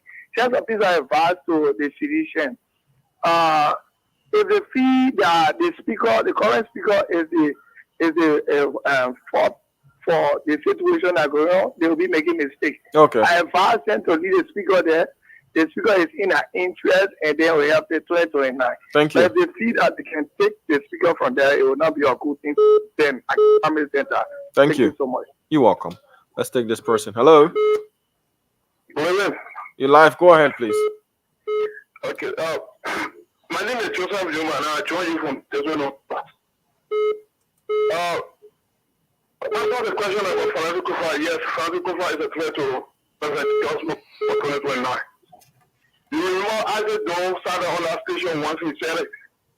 He said if CDC want to come back, Francis could be the face, or should be the face. And now Francis Kofa having concord with Waka is doing good. See, like not having a wit in 2029, they are against him. Okay. And this is now about United Party. There's a CDC against CDC. All right, sir. Thank you. 077771075 055101075. Hello. Yeah. You live. Go ahead, please. Yeah. I'm then listening to the show.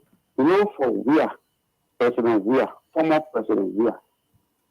If Weah wants to become president of this country, will bring Israel Lewin to become president. You will never become president. Even the sedition will put it on one side. If somebody can find a party with all good people, he will become president of this country. Omer Boga is full. We need young people to cater and people to do their job. Okay.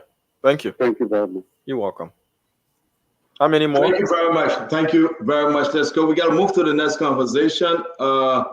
Listen, guys, this is big, but we will discuss it as we see it. I do believe Uncle Sam Glendy, Paul Kennedy, Mame is coming back.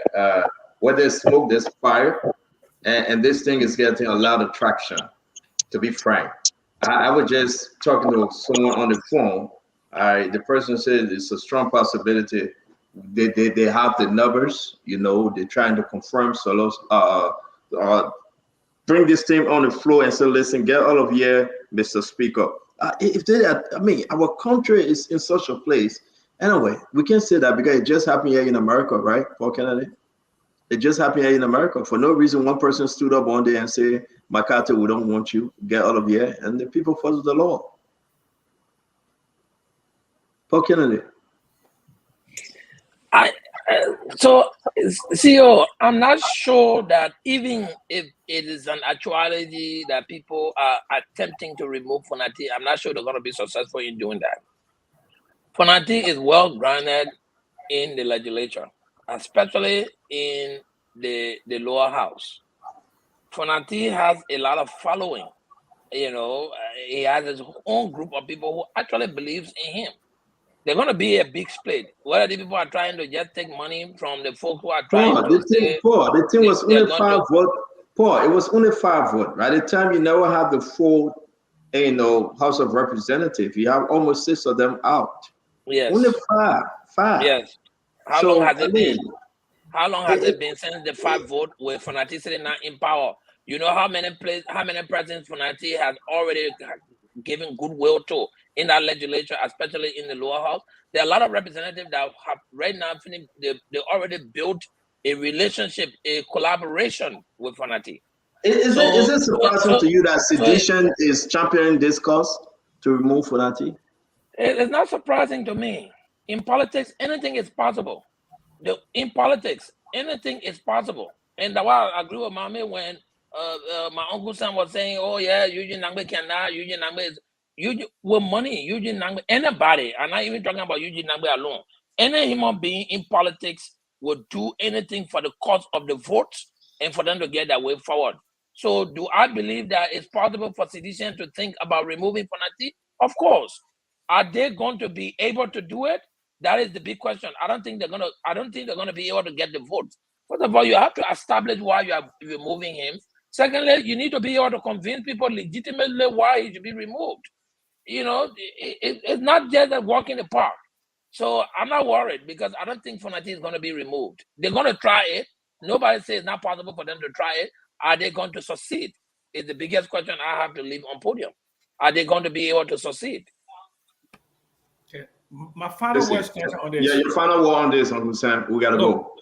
I just been reliably informed by somebody who is a political giant that this is an effort by people within the Unity Party to change the narrative because of the damaging interview that John Molu had last night. So because we're not talking about the damaging interview, we are not talking about come that. on, man. So, we are about to talk about the damaging interview. Yes. It was very damaging to the Unity Party. It don't even make sense. We are not discussing it. We are not discussing for that. So to say, the UP is very good at changing the narrative.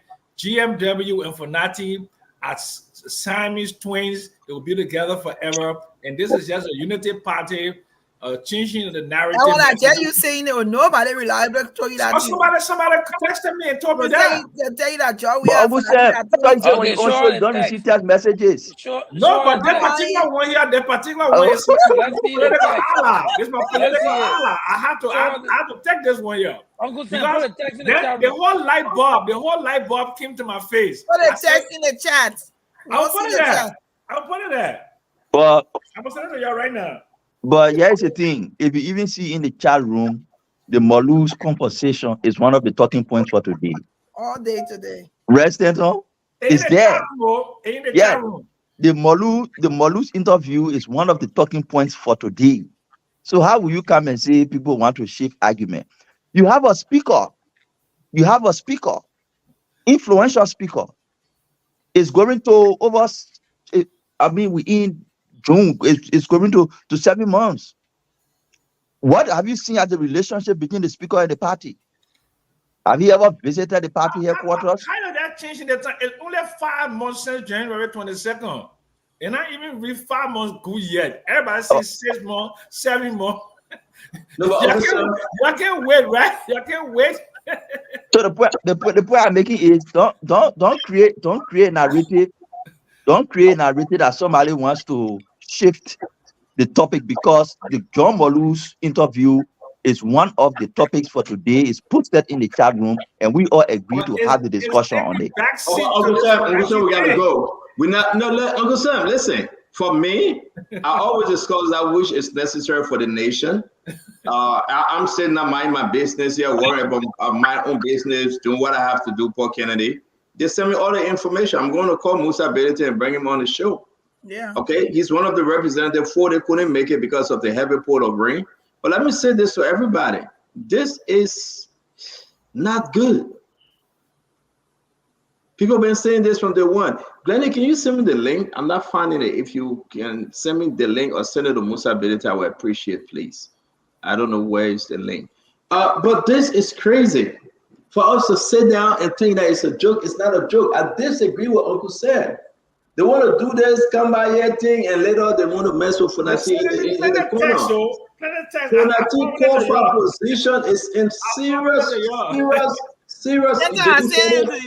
You said it to Musa? No, I got Musa. No, I sent it to you. Okay, thank you very much. So let me say this, Paul Kennedy. While we bring Musa on, I want to say to you though, I totally disagree with Uncle Sam. That's the game. Disfavor President Weah. President Weah is afraid of Funati Kofa. He's afraid of the forces that comes along with Funati Kofa. His international connection, the disagreement that Funati can stay in front of President Weah and say, I cannot do this. You see, Funati Kofa become so powerful that McGill is thinking all the way. You understand that McGill stayed around for the president. Eugene Nagbe stayed around the president. Funati Kofa is the man right now that can look in sedition face and say, no, I'm not doing this. And it's confusing sedition.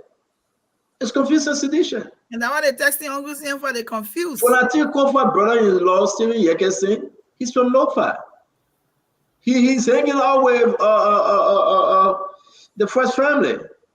Funati Kofa wife.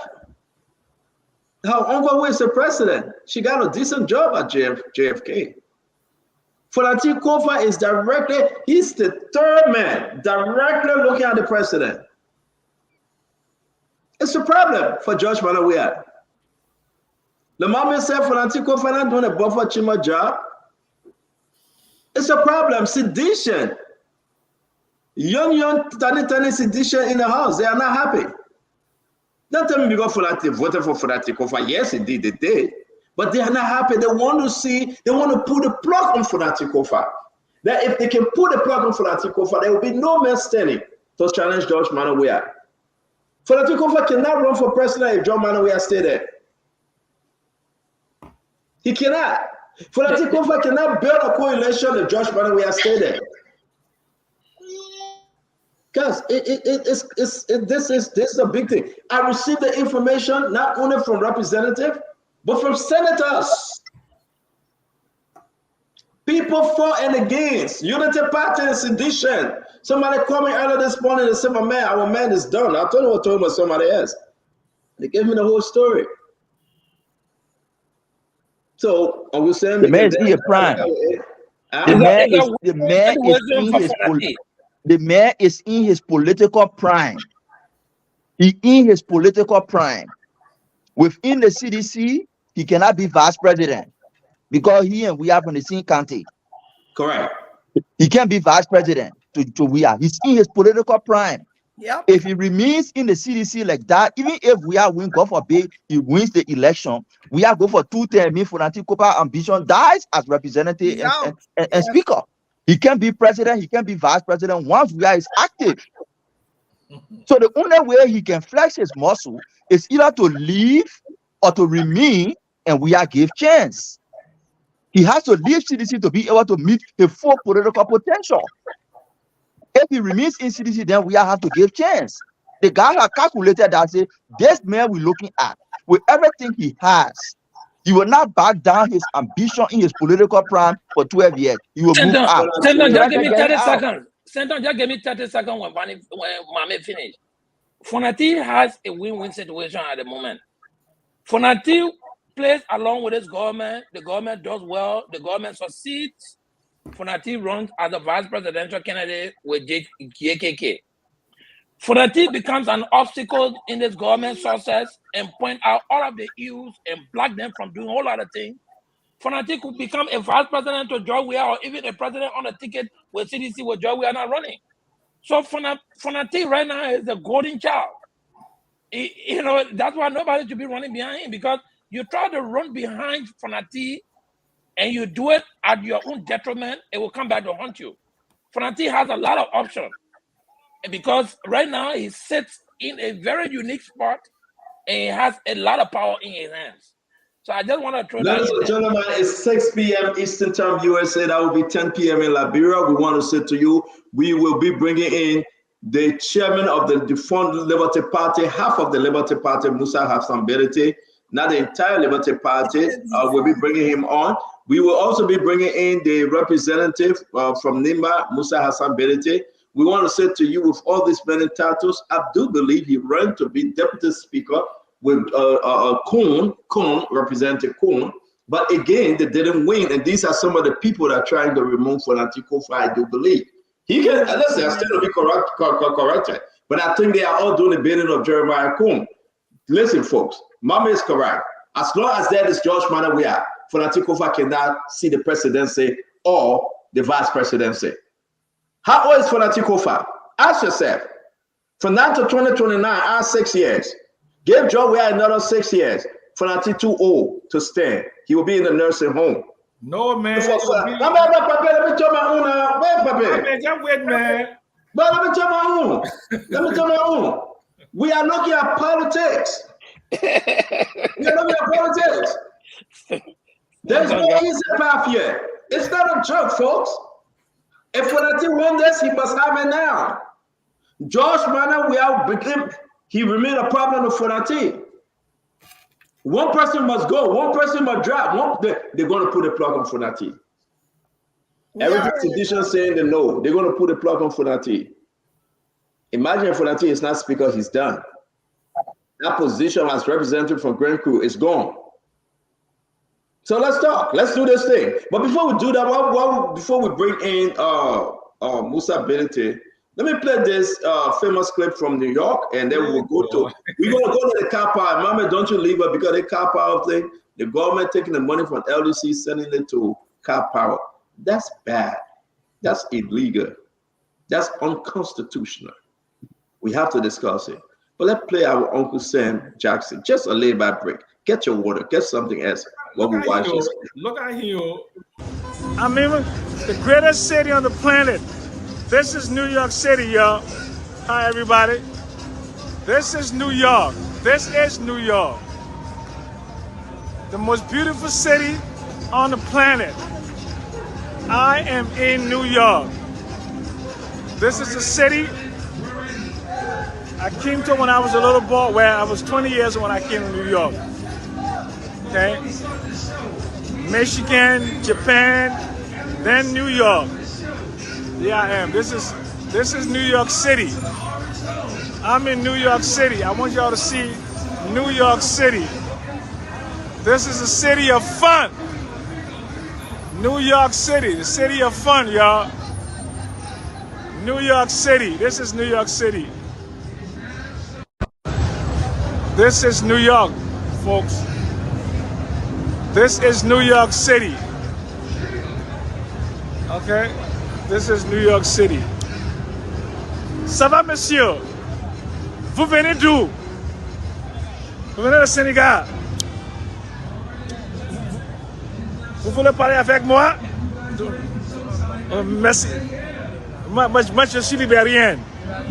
Libérien. Ça va? Je vais très bien. So, combien de temps vous avez passé à New York, là? 2 ans. Ok, bienvenue, hein? J'ai grandi ici. C'est ma vie, là. Brooklyn. Mais j'ai déménagé à Liberia maintenant. Ouais. Yeah. Je suis fatigué avec New York. New York, yeah. Parce que Le Tunisiens vous êtes l'ont très mis. jeune. Moi, je suis vieux. Je suis vieux, c'est la raison que j'ai quitté ici. Hein? Yeah. Parce que je suis fatigué. Je suis fatigué. Quand tu as mon âge, hein, tu seras fatigué aussi. Merci beaucoup. Je suis fatigué. On est prêt, you know. No. Now the Macquarie French that they wore during the war, the Macquarie French. Now, what is that French, land? Yeah, not the Macquarie French, not the Macquarie French. Okay? So we're going to the Marquis. When you go to the Marquis, I watched that video over 5 times. I showed it to my wife, and it looked like it looked like we'll be going to New York for the fun of it. New York is boring, folks. New York is really boring. To be frank, just listen. Uncle Sam having fun. Uncle Sam, I'm happy for you, man. At your age, you're having fun, and I had to share with the Liberian folks watching us. Thank you very much. The other person I say they don't like it as Steven Johnson. I don't know what's between you and Steven Johnson. If I go to the Notre Dame Cathedral, he will not like it either. And if I go to see the Pope, he will not like it. All right, folks, let's get back. Musa is setting up. He's going to come. We want us to wrap up on this thing very quick. We're going to give 30 seconds. I do believe strongly that our CDC, in support of some Unity Party folks, are doing everything to remove Jay Funati Kofa as speaker. Listen. To me, Funati is a good guy. To me, I believe he's working for the Liberian people. Yes, he should do better. I believe he will do better. But as long as Funati remains speaker, Josh Manower presidency comeback is in trouble. So let's bring in Musa Hassan Bility, Representative Musa Hassan Bility, Saclay. You from Saclay, right, Chairman? Yeah. Okay, District Saclay, Nima County. Want to say welcome to the show. District 7, thank you. Welcome to the show, Representative Bility. How you doing today? Thank you. Are you back home now, or you stay in your 10-star hotel in Europe? No. Back. I left Nimba. I'm back in Morovia. Okay, you're in Morovia. So let's have this conversation. Thank you for coming to help us with this conversation. We were expecting for the family, but let's talk about what is on the floor right now. Are you guys removing Jay Funati Kofa, Speaker of the House, a representative? Absolutely not. Absolutely not. Have you heard about the removal of Funati? There's not even a talk of it. Clearly. Should we believe you? No, there's no talk of it. I heard that you were approached and they are waiting for your final. You have 6 men. I've been very serious. Let me explain to you what I heard, Chairman. Because you and myself go way back. We got to be straight up. You are the deciding factor right now. They were waiting for your commitment. Are you in a position to tell the Liberian people whether you heard anything of removing Funati Kofa? Look, the rumor has been going around, about his removal. There are 2 things I want to say to you. One, I unconditionally and emphatically support Funati Kofa. My support for him is because I believe that any attempt to alter the leadership of the House is an attempt to keep our bad governance and to endanger our democracy. Funati Kofa has been a very good leader. He has not been a guy who has used that position to launch attack on any branch of the government. To the contrary, he has done everything that he needs to do to keep a working relationship between the executive, the judiciary, and the legislative. Those who are talking about it, anyway, I'm telling you now, they have no strength to even bring it on the floor of the House. I want to let you know that. So you're admitting, Chairman, please allow us to just go in this different. Senator, this issue is very sensitive. If you just let me just learn, so that okay, go ahead. Okay, go ahead. Those who are pushing this out are the very people who want to see the House the way it was in the last two legislature. We have tried, and as you are aware, to insist on the audit of the House. There are forces who believe that should not happen, and because we are pushing, last week I informed them, as I speak to you, I have a letter on the speaker desk. I informed them that will be my last try. That if I make any more attempt to call for the audit of the House and to ask the central bank to give detail of all of the payment that was made to the legislature, if I fail, I'll go to court. They have begun to feed that Funati is part of this push for transparency. And to scare him off, or to scare his people off, they are going out now to do their bidding in the media. But as far as the House is concerned, I'm not saying this. I'm not a member of the CDC block. I'm not a member of the Funati block. I know what I know. Those who are talking this, they can only talk it outside. On the floor of that legislature, they have no power to bring anything there that talks about removal of the speaker. No. But Chairman, in the capacity as a representative, please. Before I bring in the gas, let's be frank. You say you urinate, it's rumors. Is it rumors, or you hearing some truth in this that people are pushing to remove Funati Kofa? There are people. I told you, there are people in the legislature. They are in a minority. No. I'm not asking for the strength value. Yeah, you just admitted there are a group of people trying to remove Funati Kofa. Absolutely. From the day CDC, Unity Party, or just independent. That's the three major group you have over there. Which group? Push it. There are many Unity Party people. You were under the Unity Party ticket. I don't believe that they are doing it under the auspices of the Unity Party government. I don't believe that President Boyka or any member of President Boyka's government is behind this. But there are elements of CDC also. There are elements of CDC who are entrenched in the last two legislatures, who are afraid of the audit, that are teaming up with elements of the Unity Party. And I want to qualify the word Unity Party. I'm only using the word Unity Party because they carry the Unity Party, or they're on the Unity Party ticket. I can say to you for free that there's no plan by the Unity Party government to remove the speaker.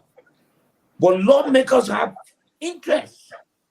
They have interest over the control. Funati has removed some people control of the. He has made the budget more transparent. He has brought about a more transparent way of doing things. So, Chairman, I beg you, we'll come to that. Let me give the rest of the guys. This is very huge. We got a lot to discuss, so you're not going to leave us. You're going to hang with us. You always avail yourself. Let's talk about only this speakership removal. Now, I don't want you to just brush it off that some of them, they have no strength. The numbers that Funati won were 36 to 31, if I'm correct. You were running then as deputy speaker. Tokun. Now you're putting this on Unity Party instead of the Unity Party people. No, No, if I mean Unity Party, the Unity Party folks in the house, you say the government. No. I qualify my. If you want me to restate the statement, correctly. We have two different alliances. There are people within the CDC, Funati own camp, especially old lawmakers, and people within the United Party, or we call it the Rescue Alliance, whether they are actually on United Party ticket or not, but they're also there. These people have interest other than the interest of the country, and they want to use the fact that transparency is coming. They want to use the fact that Funanti is being more transparent, and all of us are in the house expressing ourselves, doing things the way we should do it. They don't like that, and it's hurting them. And so this noise about Funanti removal is not even before us. I'm telling you, there are people going in a corridor trying to recruit people, and they are hitting the wall. But they are carrying the rumor. They are moving the rumor, which is unfortunate. Well, what I have to say is that the life of our democracy is depending on what kind of balance we maintain in the legislature. And these people fought. And I sincerely want to believe that it is not a Unity Party government sanction action, but it is for their own personal interest, especially financial interest, especially for the control of the national budget that they have lost.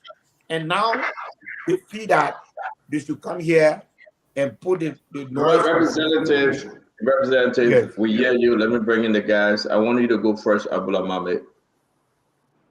Yeah, I mean, Honorable Bility just he confirmed what we said. He even added additional layer. He promoted Funanti as this leader that we all spoke about. And this man is coming from the House of Representatives. You oppose this man in the speakership. Yeah. In less than 6 months, he's telling you because of this man's leadership capabilities, he's an unapologetic supporter of Funanti. It tells you something about the character of Funanti that we mentioned here before, for which we said poses threat to we are on the other side. The other thing is, he's saying it will not happen. But when there were time to remove Edwin Snow, we heard the same story, it will not happen. It can't count on the flow. Edwin Snow left. Alex When it was Tyler. time to remove, I said, Yinabo approached him. Oh, it can't happen. Yinabo get it ground. Yinabo left. When it came to remove Alex Tyler, oh, Alex Tyler got control over the legislature. You'll be moving with all his men behind him. Alex Tyler left. We've seen it time over time. Mama, When can these I people, interject, please? please, I beg you. please. Those two instances were state-sponsored. Those two instances were state-sponsored. Musa, come on, man. Don't do this, man. I agree. But I'm telling you, that President Shelly was behind the removal of Alex Tyler. And she because was behind President the removal of Edwin Snow. That's a matter I of agree. fact. I But agree. today, I can tell you that President Bogner is not in any conspiracy to remove Kofa. I agree, but here's the thing, If Mr. Kofa will be Bility. removed, I'm not saying that it can be done. I mean, it cannot be done over me. But whoever that is in that process will consult me. Have you But been let me tell consulted? you now. No. Have you been consulted? Musa, have you been consulted? Have you been Yes. consulted? I have been consulted by some member of the legislature. I have not been consulted by those in the executive. I know if they are No. Musa, limit, because I got so many information I want to share with you. I beg you. Stand on the man coming off. Would you remember the man coming off? Mommy, I beg you continue. Sorry. No. Mommy, Continue. Stand on, please ask him. Stand on, use some time to ask. Yes, please ask. Chairman, let me be fair with that, bro. And I know you're very outspoken. Now the executive take them out. Now the judiciary take them out. Let's take with the legislature. Thank you. Yes. The group that that reached out to you, Yes. were they opposition, were they imposition, independent CDC, or UP? You are miss. Mommy, answer my question. Can you answer, because I'm going somewhere though? They are composed of, like I said, and I repeatedly said, many old lawmakers who are entrenched in controlling money in that building. The majority of the group, your chairman, don't give us the story. We hear that story. The majority of the group, chairman, the majority, are they sedition or unity party members? Combination, but why you got majority? They not even plenty. Then it's a majority. Chairman, if there are three, if there are three, it will be 2 and 1. Are they No, if sedition? there are three that are independent, UP and We say there are 5. I know you won't play that thing. There are 5. Are they most of them, are they unity party members or CDC? This latest conspiracy, it's don't bash me. Let me answer this question in a certain way. I'm not bashing you. Take your time. There are two things happening at the same time, and it appears as one action, but it's not one action. Funati is facing resistance from within the CDC because there are people who want to control the budget or who want certain degree of influence to have within your own system. They are there operating by themselves and creating, creating noise. There are people that I want to refer to as independent or from other parties, and some members that are under the Unity Party ticket that are also in their own, whatever you want to call it. I want to be careful what word to use, but are also in their own, conspiracy. But what we are trying to find is that we have not seen the link between the two. Mr. Representative, which group is more? Those are reaching out to you, sedition or unity party? All of them combined don't reach 7 question. If they don't reach 7, which group is more? Like TD one independent. At this time, if I have to count the number, I'll probably say CDC.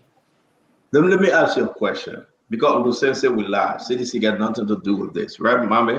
Uncle Sensei will lie. CDC got nothing to do with this. The information is credible. When you ask, because you have some loyal 6, maybe 4 to 6 lawmakers that support you as Musa Bility because of the CPP negotiation, you seem to be the leader. Were you asked to bring them over when you were approached?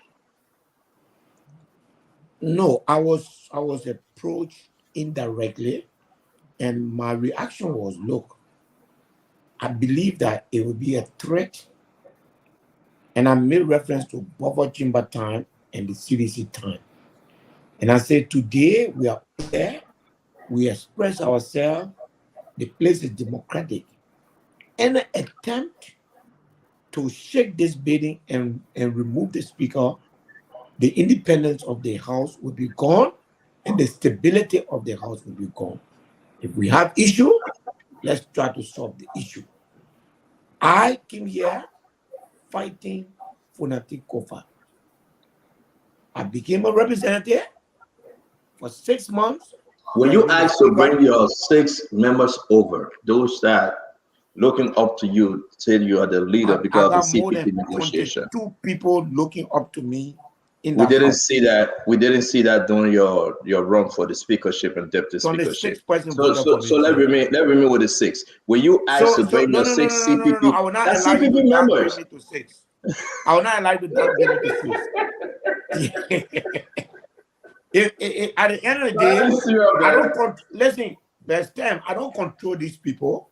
But what I'm saying to you is that we are about 22, 23. We consult. We, on every issue, we talk to each other, we talk around, we're colleagues. I'm not leader of any block, I'm not leader of any group. I know that some of the issues, let me tell you some of the issues. Some of the issues, for instance, since we got in the House there, the lawmaker have not gotten their coupon. I mean, you want to hold the speaker for that. He can't be the one. Some of the issues where they have not gotten their no, Chairman. I think these are the issues Chairman, your friend to the former president. Is he involved in the removal of Funati Kofa? It will be suicidal for him to do that. I believe that he's smarter than that. He can't do that. Funati, whether John we elect or not, whether I elect or not, Funati is a face as I speak this point, in office officially, he is the highest ranking CDC member today that are active in government. George Weah, I do remember, was one of the person who reached out to me to vote for Funatikova. You know, Let me come and I in. told him no. And I told him no. Mama, finish your time. Finish your time, Mama. George Weah reached out to you to vote for Funati under the same condition he reached to other people to vote for Buffer Chimas. The condition Correct. therefore was to behave the way Buffer Chimba behave. Everybody know Buffer Chimba characteristics. Everybody know his ability. Everybody know the ideological position he stand on issues in the country. For 6 years, he did not post on Facebook. No. For 6 years, he did not I post agree on with you. Facebook. He did Even it. a birthday. Even a birthday, he not posted on Facebook, fearing that when he do so, he will be taking clout, because that was the instruction. Only we are should shine. Funati begin speak up. The first thing Funati started doing, which is good and we support, and Mr. Bility on the show, I want to congratulate you for your effort to ensure real audit of the legislature and not that scanty thing about system audit. As soon Funati begin speak up, he called for audit, even though it's system audit. Who is the audit going after? Thomas Fowler. Who is the audit going after? Carlos Gray. Who is the Dixon audit going Siegel. after? Chairman of executive. Who Dixon is the audit going Siegel. after? Buffer Chambers. So people start now in the CDC thinking that Funati is stepping outside of the arrangement that brought him to speak up. He's making opinion publicly. He's talking about how he's working with the legislature to put money in the budget for districts. He's talking about how he's leading the effort for war and economic crime. Good thing, and that's the reason why we support him, and the reason why the Brent people support him, but that is the reason why CDC is opposing him. And that's the reason why they want him out. Let's go to Paul. Thank you for that. Paul Kennedy, you want to come up for a question? Thank you very much. Honorable Bility. Oh, I'm sorry, Paul. Let him respond to Mame. The thing that Mame say, it is not in George Weah's interest. Mame, let me explain this to you. If you know the character of Funatikova and George Weah know that Funatikova will never fight him. Funatikova wanted to be speaker. George Weah told him to stand down. He stood down. So George Weah is more aware than anything else that Funati will never fight him. So what they are doing in their party, how it's working, I have not seen any act on the part of George Weah or those who are, because I know those who are supporting Funati. I know within the CDC, I know the hardliners of the CDC that are supporting him. These are all George Weah men. And none of them, if you know George Weah, you can see certain people action, you can know that George Weah acting. Like during George Weah presidency, when something in the legislature, a kind of way is against it, that George Weah against it. Right now, everyone that I know that will take command for George Weah, either from within the legislature or outside legislature, support. I was in a car driving when one of you said that Eugene Nagbe 100% support for Funatikova. That's a matter of fact. In fact, as I'm on this network, I'm chatting with Eugene Nagbe. He's 100% in support of Funatikova. The point I'm trying to make to you is that there's no institutional decision. Trust me, Mami. That audit you talk about is the reason why people and let me tell you what they want to do. They don't not that they have the power to remove him, but they want to scare him so that he can slow down on the audit. This is not sharing. This is not fear. I beg you, Paul Kennedy. But he ain't able to move him. Uncle Sir, let me say this. I will just receive information from our sources. I mean, were you approached last week by Melvin Cole and Thomas Farah on this issue?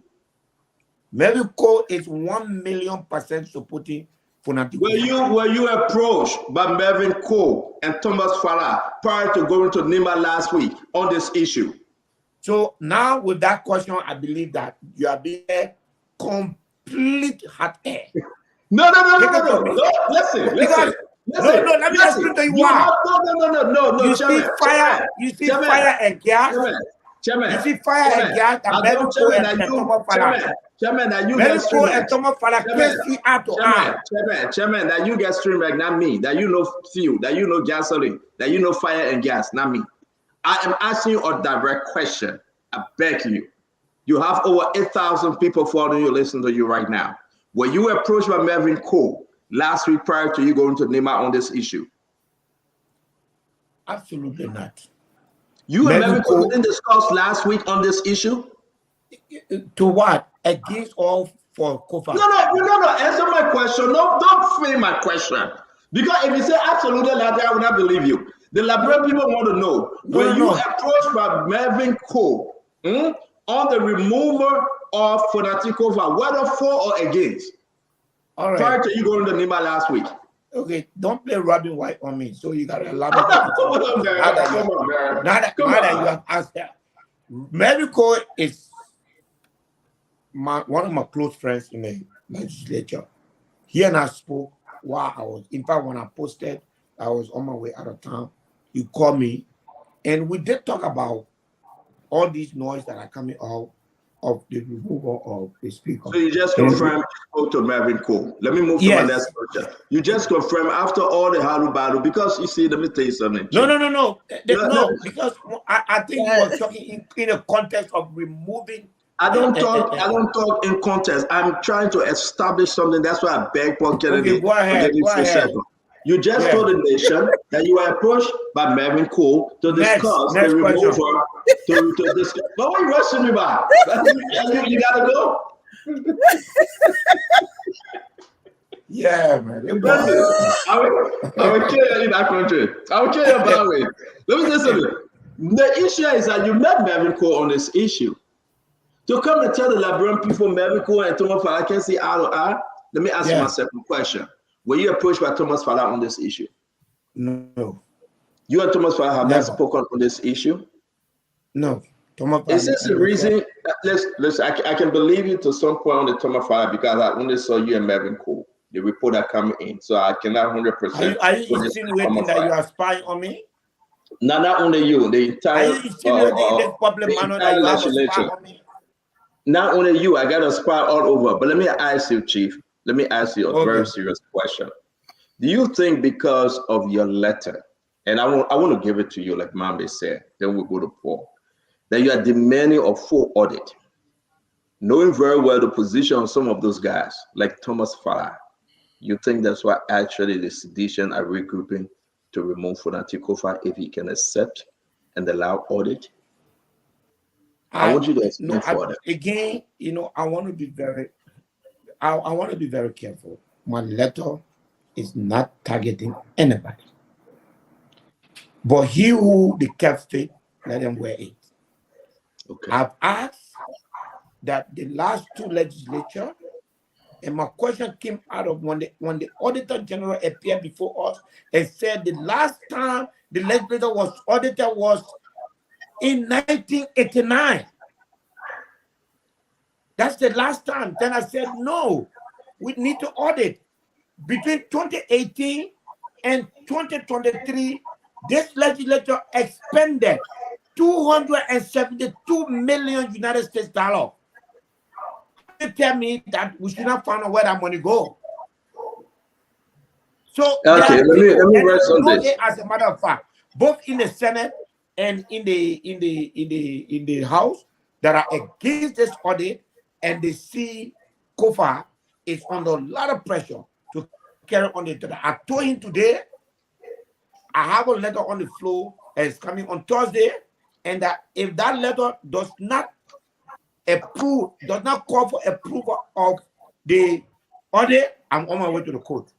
Thank you very much, because we can confirm that conversation. But let me say this, for Paul Kennedy, I will bring you in with this one. I beg you, information coming very fast on the spoon decks. Let me say this, Thomas Fala and Melvin Cole, they are fighting Musa Bility on the audit issue.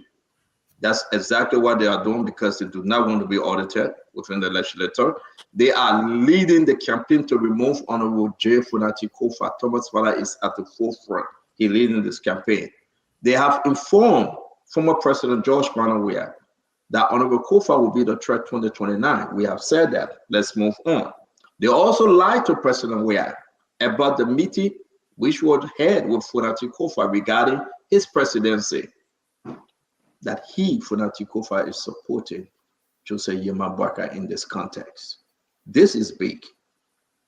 And I'm so happy because Uncle Sam was going to say I'm lying. That Musa Hassan Bility, representative District 7 in my country, just confirmed that he spoke to Melvin Cole. And I saw that my sister Glenna was laughing because we spent on information and we received information. Paul Kennedy, please, you may proceed, sir. Yeah, so let me start by welcoming Honorable Bility to the show. Good evening, Honorable Bility. I think you just alluded to some of the speculations we were having before you came on the show. I personally do not believe that even if there were a group of people concocting to get, Honorable Funati Kofa out, I'm not sure they're going to be successful in the process. Number one, I asked from the beginning of this show, on what grounds, what basis, what are the fundamentals that they're going to use as illegality to get Funati out? That's the first question I asked. Secondly, I did not think that Funati would be a threat to anyone. If it is anything, I think Funati is more of an asset to George Weah and CDC than becoming a threat to George Weah and CDC. On the flip side, because of Funati's current role and his understanding of government and the leadership he's bringing to the legislature, I think that he's more in the interest of Unity Party, and Unity Party formulating to remove him will be shooting themselves in the leg. So it was based on those points that I said, listen, there could be elements of the legislature, especially the representative, trying to remove Funati, but it's not going to work because it's, to be able to move him, you must have a basis on which you use that he has violated to move. So I believe Honorable Bility, when he said this issue is self-motivated. I think the people who are trying to remove, if they were even hold water, if they are trying to remove Honorable Kofa, is because of the word they heard, audit. Now, they come across all of the aisles. They come from the Unity Party because there are people from every spectrum of the legislature who have been there, who were in power, who have predeceased or come from different political arrangements into the current arrangement. When you audit, you are going to audit all of them. So this is why there's the auditing that is forming a common ground that is bringing them now to form a consolidated effort to say, you know what, if we move Funati, then there's not going to be an audit. But that they are getting the whole thing wrong. Because if Honorable Bility and a group of people who are fighting to have the legislature, especially the lower house, audited, are still pushing to their fold, regardless of who you put there, I'm sure they're going to continue to persist that audit happens so that they see some accountability and they see the issue of good financial management in the legislature. So I don't think Funati is a threat. As I said in the beginning, he's not a threat to CDC. He's not a threat to Unity Party. CDC will hold themselves responsible for their past leadership role. Unity Party will hold themselves responsible for whatever they do in government between now to the 6-year end.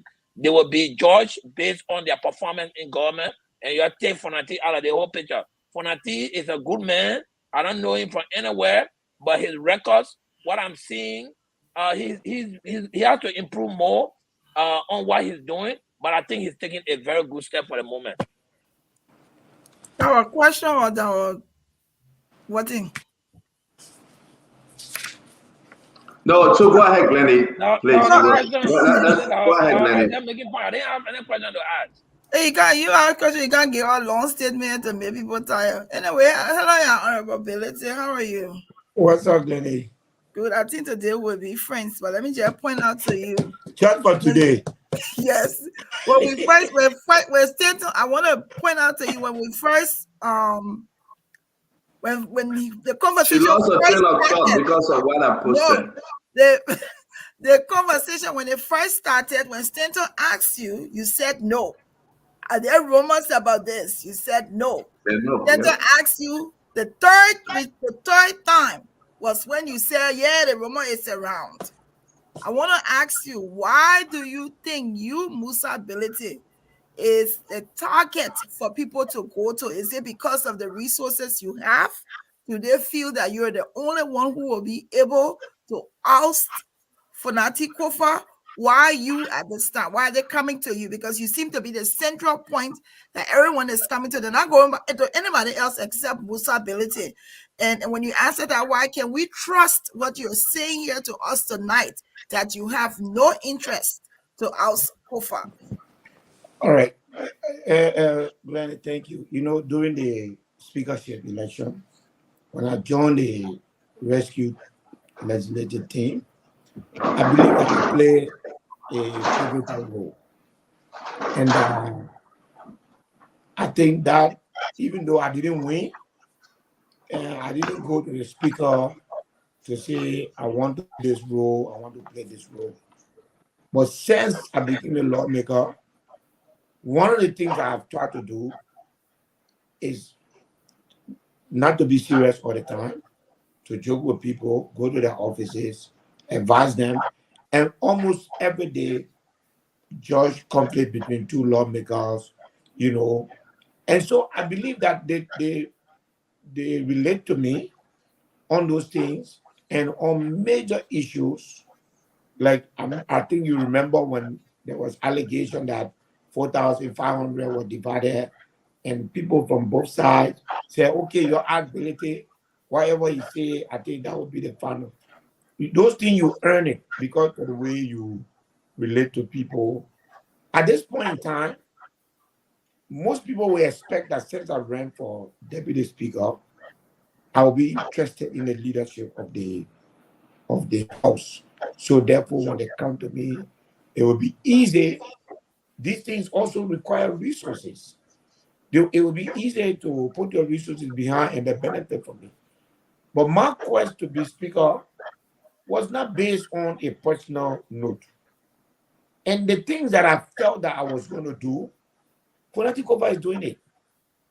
And as a patriot, I do not see why I should replace him with myself when I know that the exact thing he's doing is what I will do, nothing different.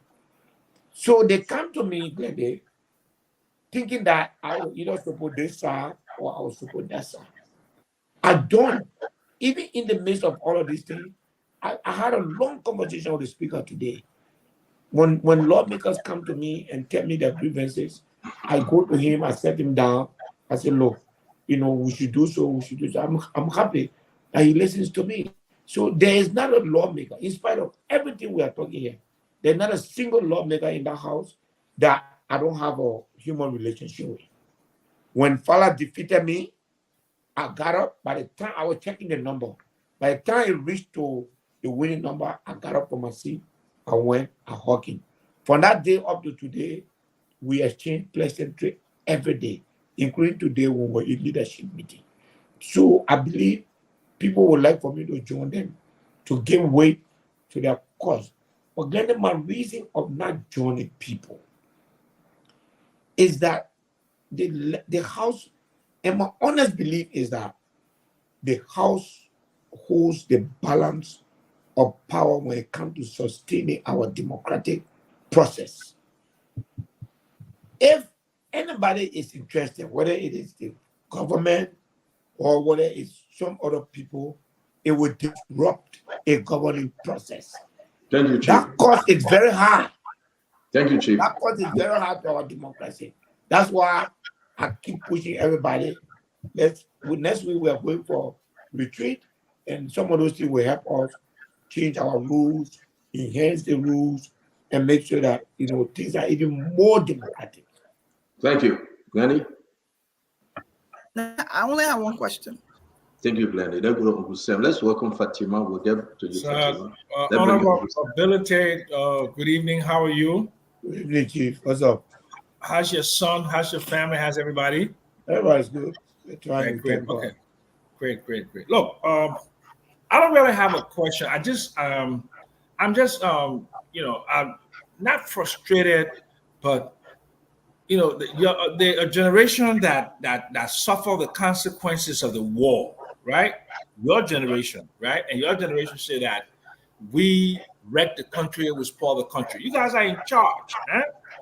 And you have the perfect opportunity to right the historical wrongs, to put things into place. But I mean, are you surprised at the self-interest that so much characterize this post-war legislature of very young people in their 40s and 50s who have a stakeholders? Are you surprised that they don't have the long view?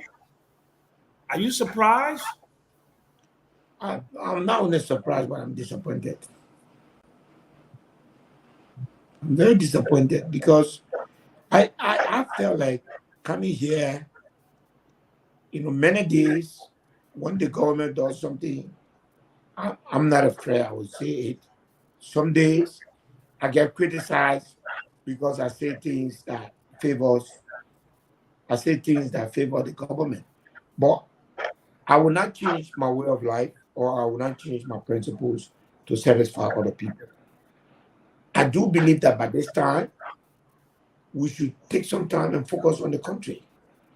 And to be diverting us at this point in time, it's disappointing, Sam, to say the least. So Musa, this is 21 years post-war, right? Rwanda's genocide was 1994, right?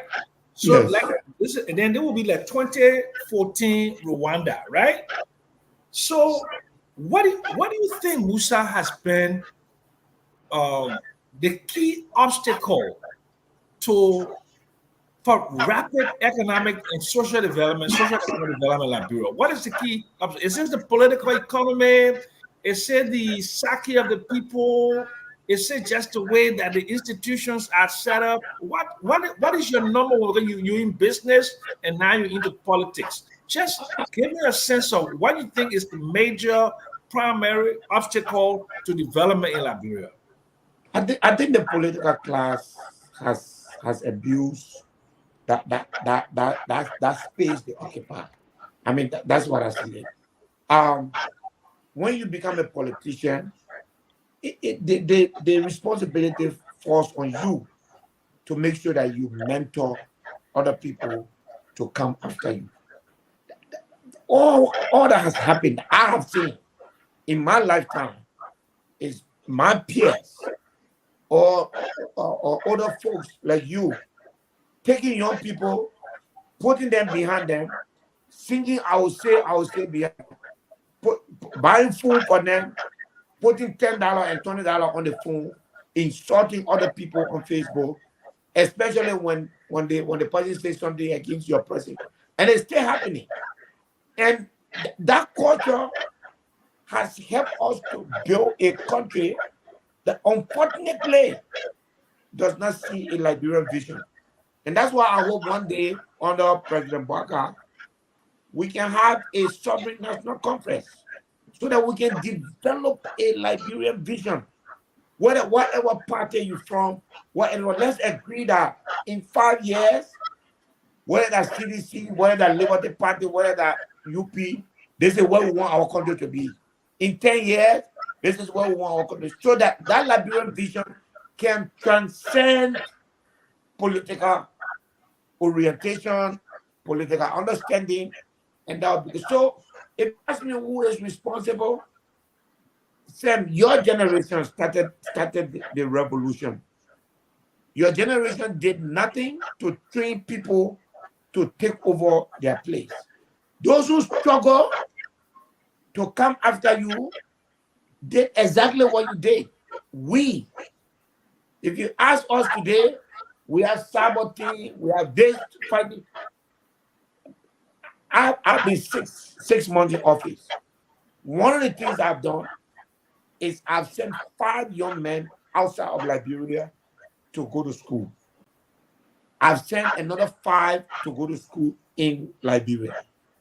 I've made a commitment to all the young people that are behind me, the youth leader, the women leader, that the next time I come to run for representative, you cannot be my youth leader.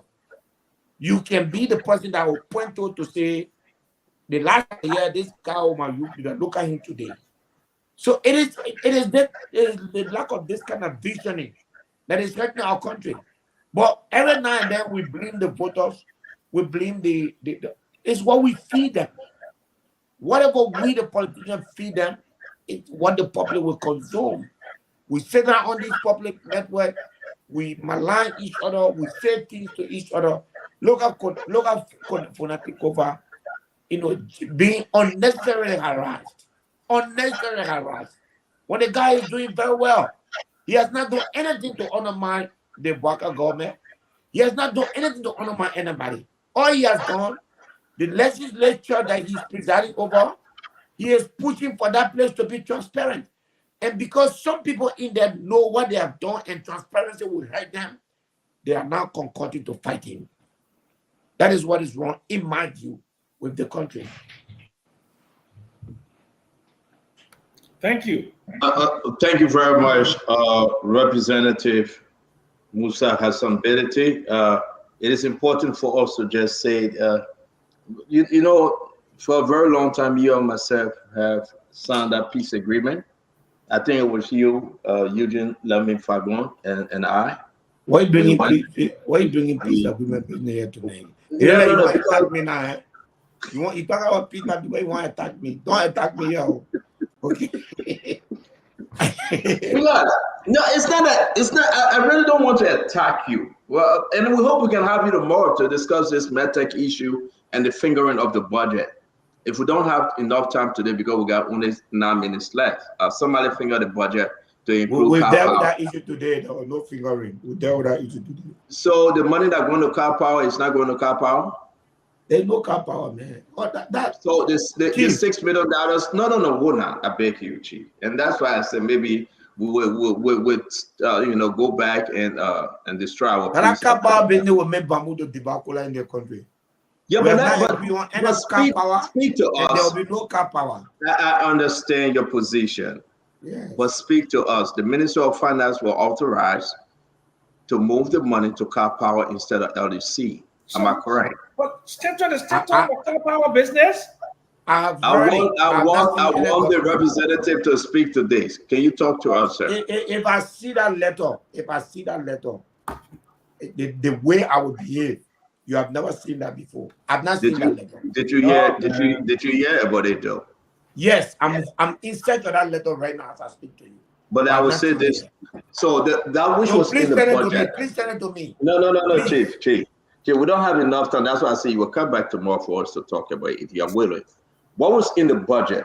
The line items put the money towards LDC, 6 point something million. Am I correct? You are correct. Okay. Now, the reason why folks are talking about finger of the document from the executive because they won't move this money to car power. You say you never heard of it or it will not happen. Which one? You don't call a stand. You don't call that fingering. If Mami is the Minister of Finance, we give him a budget with the budget law, and we say give 6 million to LEC. And Mami decide to say 6 million goes to power. Mami had violated the budget law. We will jail him before we do anything. I promise you that. That's a budget violation. That's not fingering. If you have money for you Musa Bility, you know more about fingering than anybody on the show because you're from CPP. That is business. So, anything you say, that is business. Don't make me die, man. I beg you. You stand on. I promise you will never make me beg you. So anything you want to tell me. But on a serious note, folks, we hope we can have you back tomorrow because we're totally against time.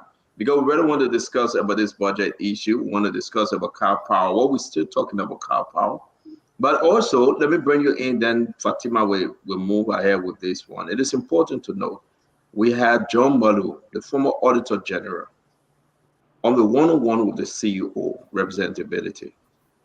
John S. Malu II. I believe you watched the show. He went full blast, one of which he said if Unity Party continue on this path, former President George Manuel will come back to power. What say you, sir? I think that I know I'm going to attack again, but Chief, it's this soon.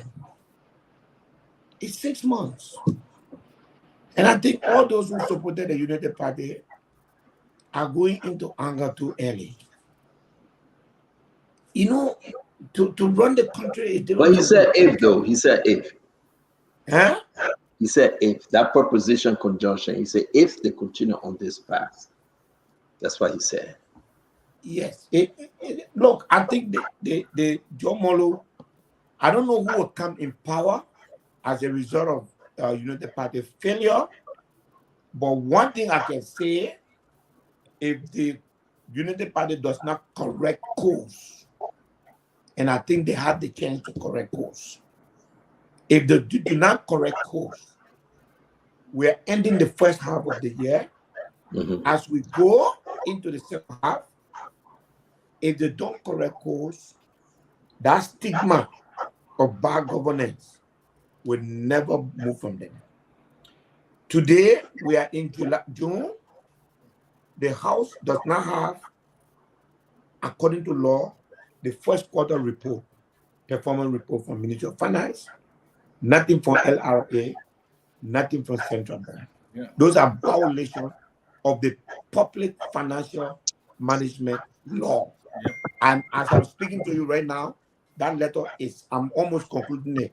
I'm sending it to my COS to do finishing touch on it and send it back to me. But those are violations. Is it COF in the United States or in Liberia? My CEO is in the US, but no, your chief of staff. Do you have two chief of staff working for you? One in America to audit all your documents, and one in Liberia. Let's leave that for a minute. Go ahead. I have more. I have Talk more to than us. 7 professionals that have to read every communication that I send out there. That's beautiful. Talk to us. I'm not going to leave any secret. Talk to us, sir.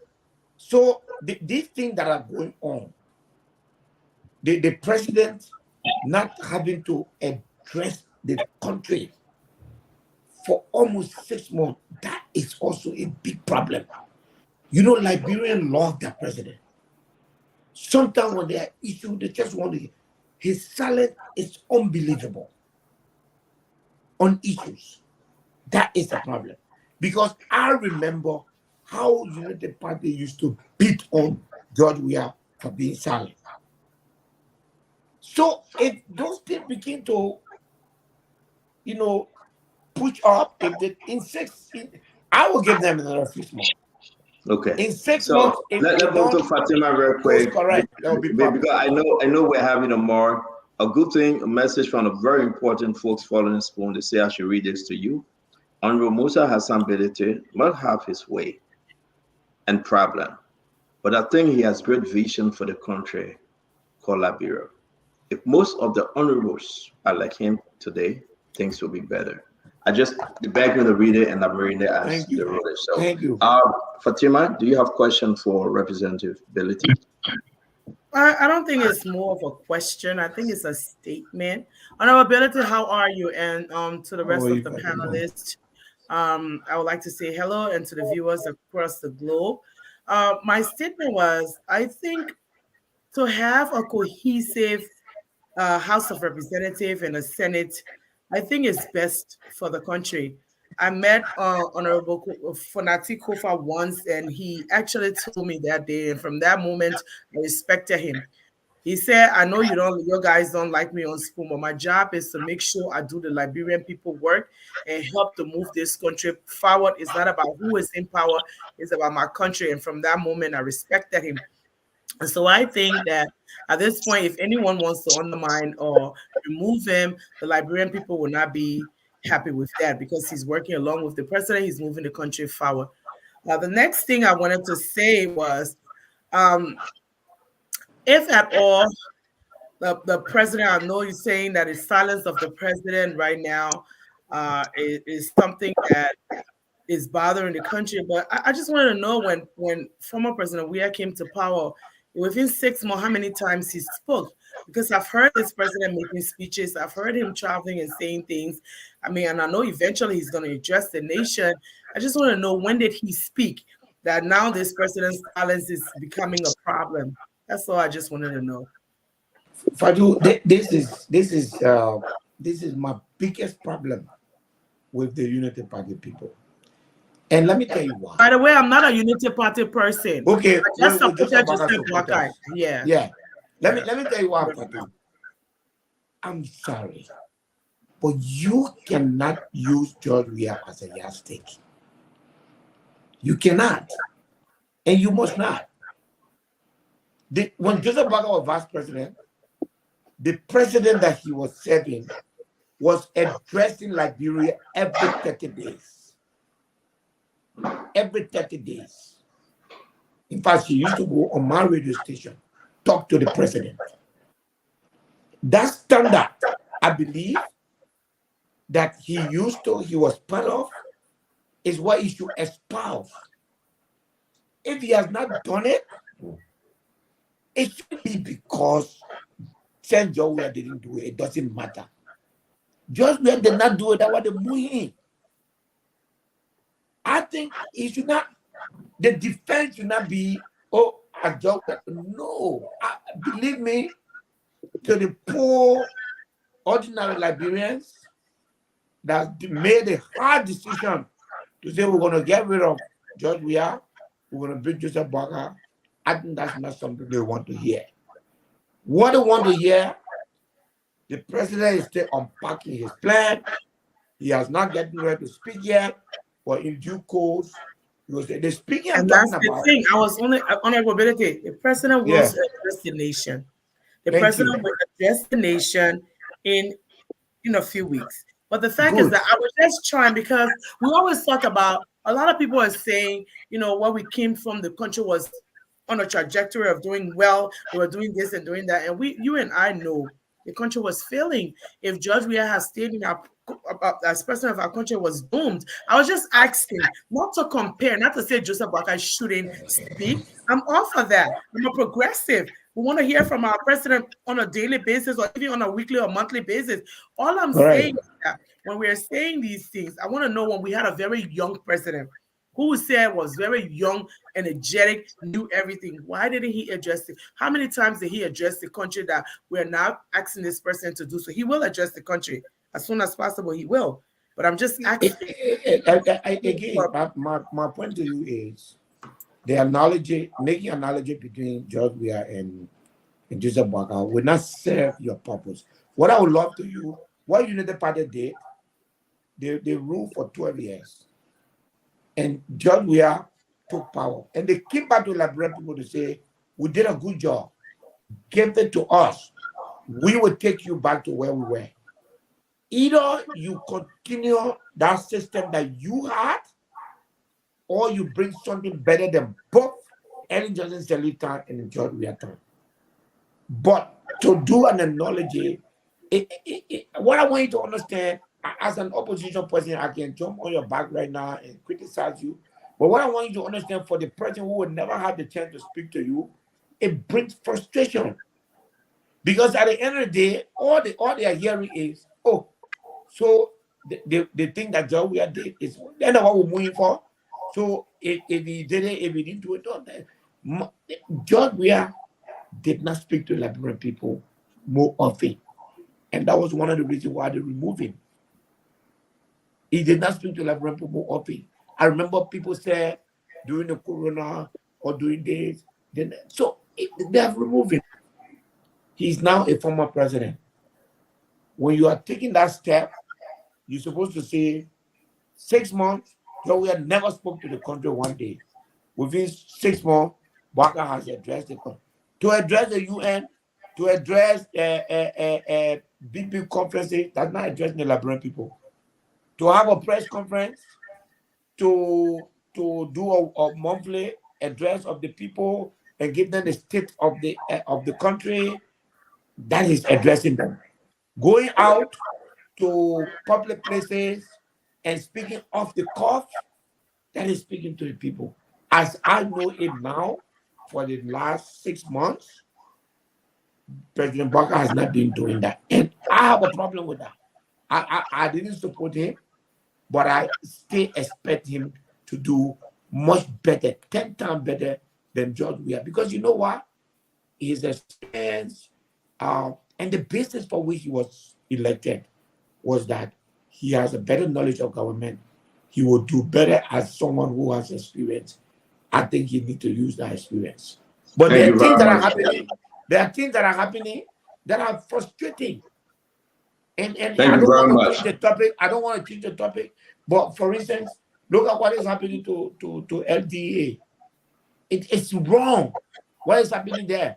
When you get two people, you got a boss of a paramilitary organization, the boss start with him.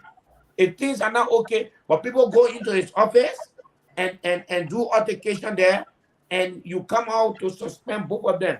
By the way, in any instances when you suspend all of the people, it's a first judgment.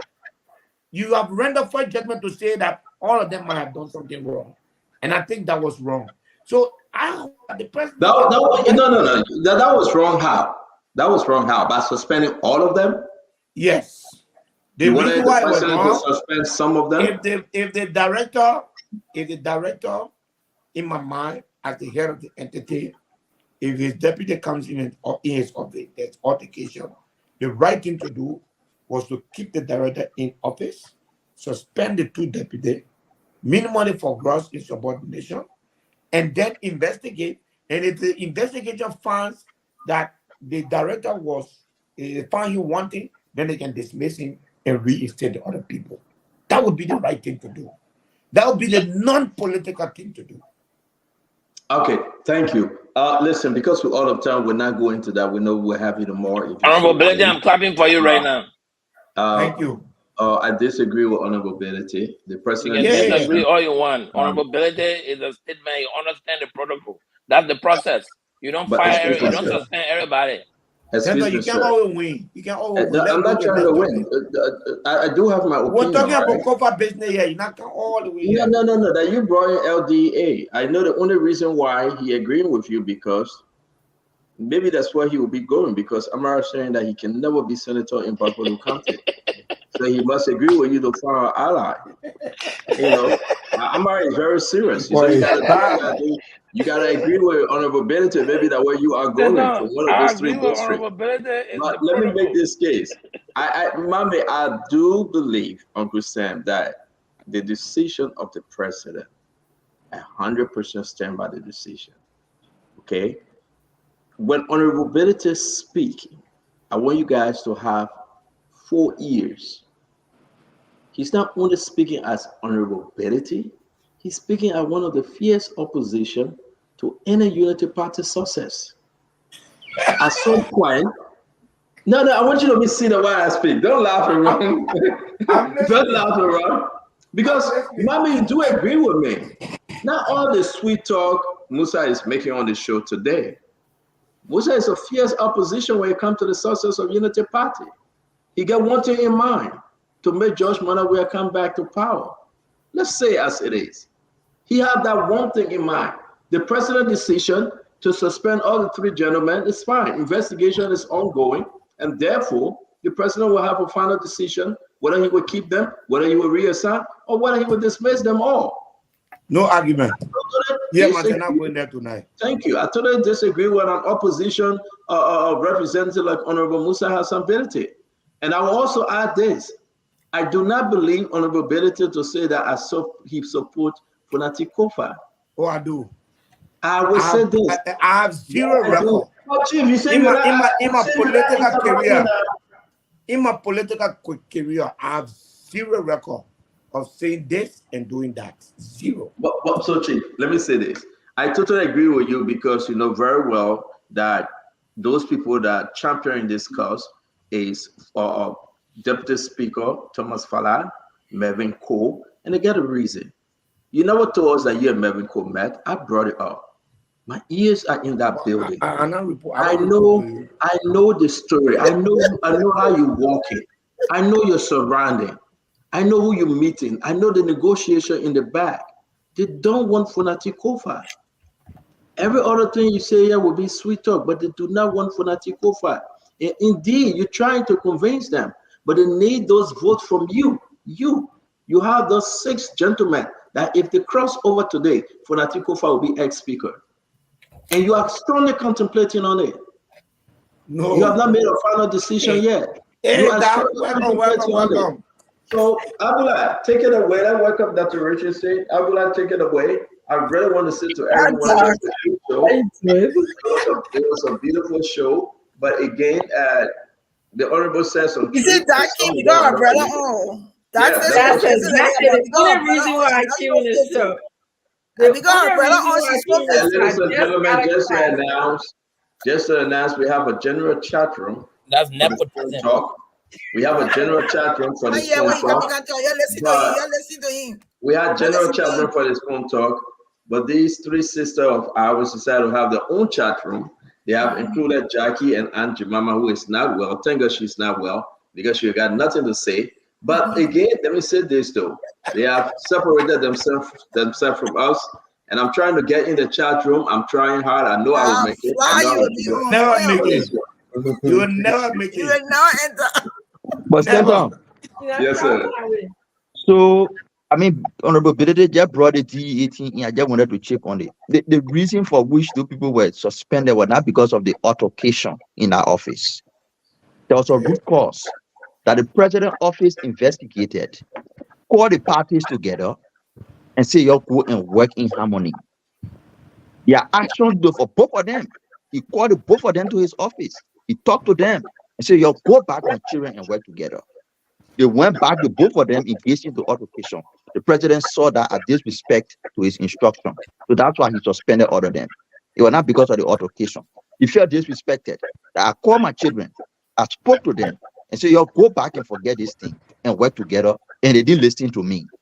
That's why the editor decided to suspend the both of them.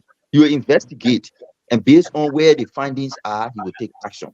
But Mr. Bility, on all the issues you spoke about, I really want to put hats off for you. That audit, calling for budget performance report. If you can't do anything else, I was telling one other legislator, President all around the world, you call today in America, Obama, everybody knowing for Obama care. You call the other, just 1, 2 things, not plenty of things. Speak on it, because that's the foundation of corruption and misuse of public resources when the Ministry of Finance is not reporting to the legislature on the performance of the budget every quarter. That's the foundation of corruption. It allows corruption to power up.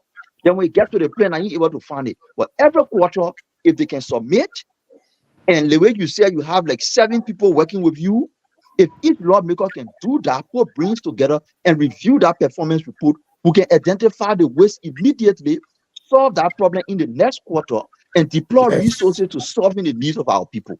So pay attention to that. Pay attention to that. Lastly, on the Fonati issue, Fonati is not going by the rules. But for Chima, went by the rules. Okay. The rule is only job we are should shine. But for Chima, a bar by that rule. With all that he knows, PhD, educated, radical, he got his own opinion. One day he now post a birthday say on Facebook because he was going by the rule. When Fonati became speaker, he started to do the right thing. First, he called for War and Economic Crime Code. There's a connotation in our country for Economic Crime Code. The connotation is going after CDC people, which is not the case, though, but that's the connotation. That's the connotation. Economic going after CDC people. Who are those people? Magay. Who are those people? Samuel Betwawe.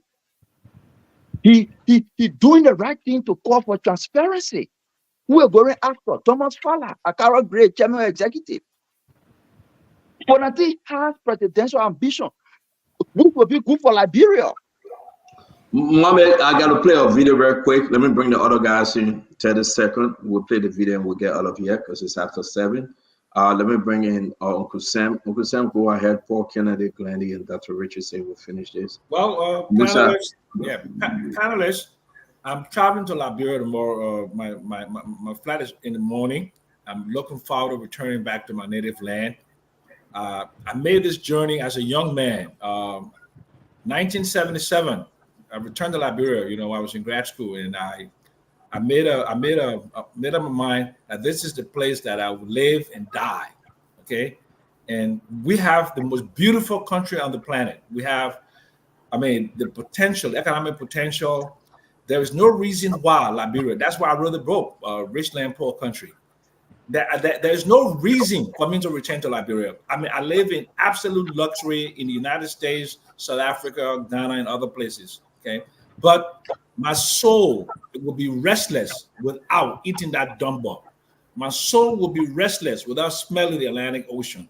My soul will be restless without interacting with the St. John's River. So as I embark on my journey tomorrow, I hope and pray that I get to Liberia. And I have no enemy. People who cat calls and all that stuff. I just ignore you. It is what they call par for the course. I love all of you. I love Liberia. I wish JMB well. When I get to Liberia, I'll be there for a couple of months. I just love my country. So I have to run to dinner now to Bryant Park. Love you guys. I see you. Please do some video. Please do more videos, please. But I'm meeting some people that would not want to go on video, so that part of my life would just be private. But thank you guys. I love you. And Musa, I'll see you when I get to Liberia. Yeah. Just go fix the country. Safe flight.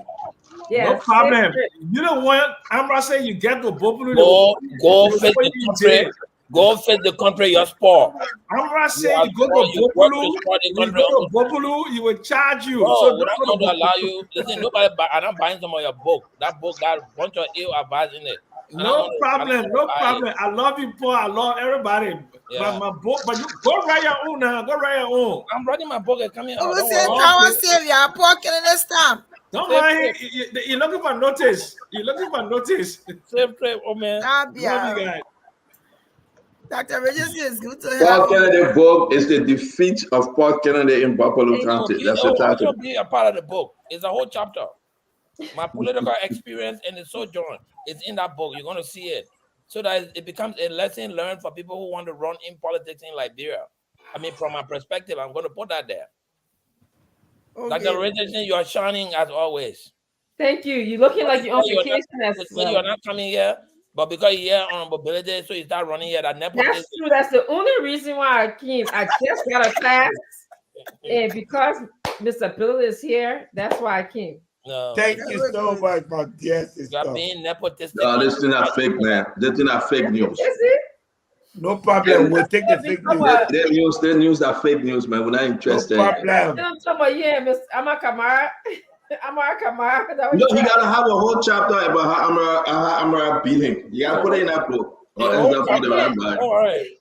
Stand on your knee with him. Your knee will be in that book too. Don't worry. How you undermine my election? Brother, they may undermine my election. I will talk about all I want. Oh yeah. So many things I don't know. It will come in the boy. I'll buy the book. Don't worry. Let me say this. Mr. Kennedy, have vacation. You see, I'm relaxed sitting down in my living room. I can't tell. I saw that picture. We have Honorable Musa Hassan Bility as our walk-in guest today. We want to say we appreciate every one of you that joined us. I have to play this video. Please bear with me. I want Musa's statement on this video. Dama, is it ready? Then we all can leave, please, guys. Dama, is it ready? What video that? Almost, sir. Almost.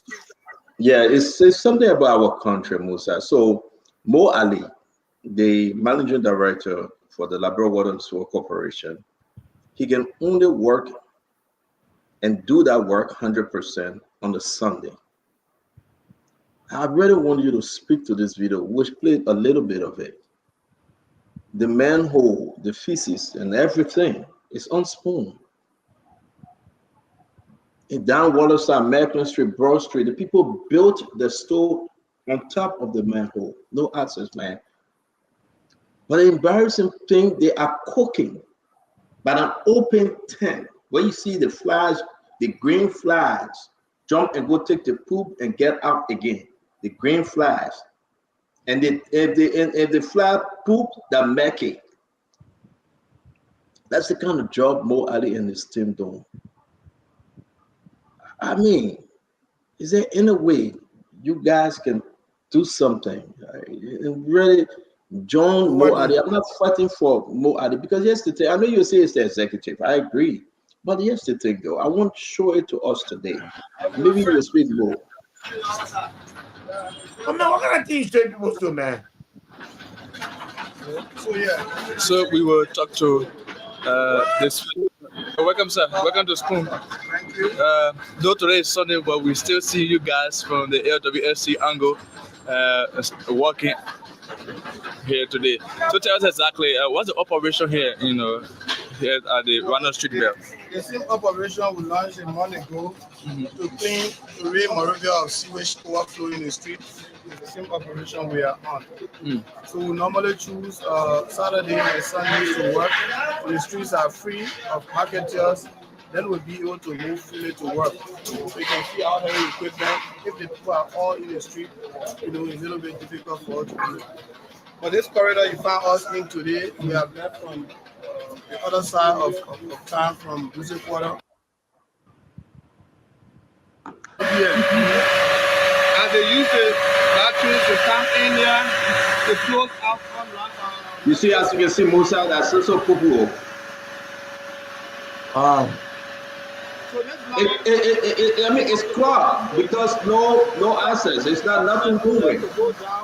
So we are still dealing with But people can use masks there. They don't have it, Musa. That's the reason why we're showing this. Wow. No PPE. Wow. You gotta call Paul Kennedy to talk to Mo Ali on this one. Now, because we don't have access to opening this line, the consequences of this line not being open, there's another manhole in here. The consequences are right now here. Okay. Wow. There's the end result. This is the consequence. One of the consequences. Yeah. You see that? It's not moving. It's not. Our equipment and the whole place stinks like hell. You see the manager that was this guy?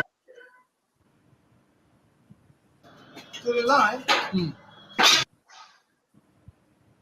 This is the problem we have. Wow. Probably what we got to do our job to ensure that these things are not to be on the public utilities. Wow. They should clear them up. I'm glad I saw them doing that. They started in Cinco and the trees.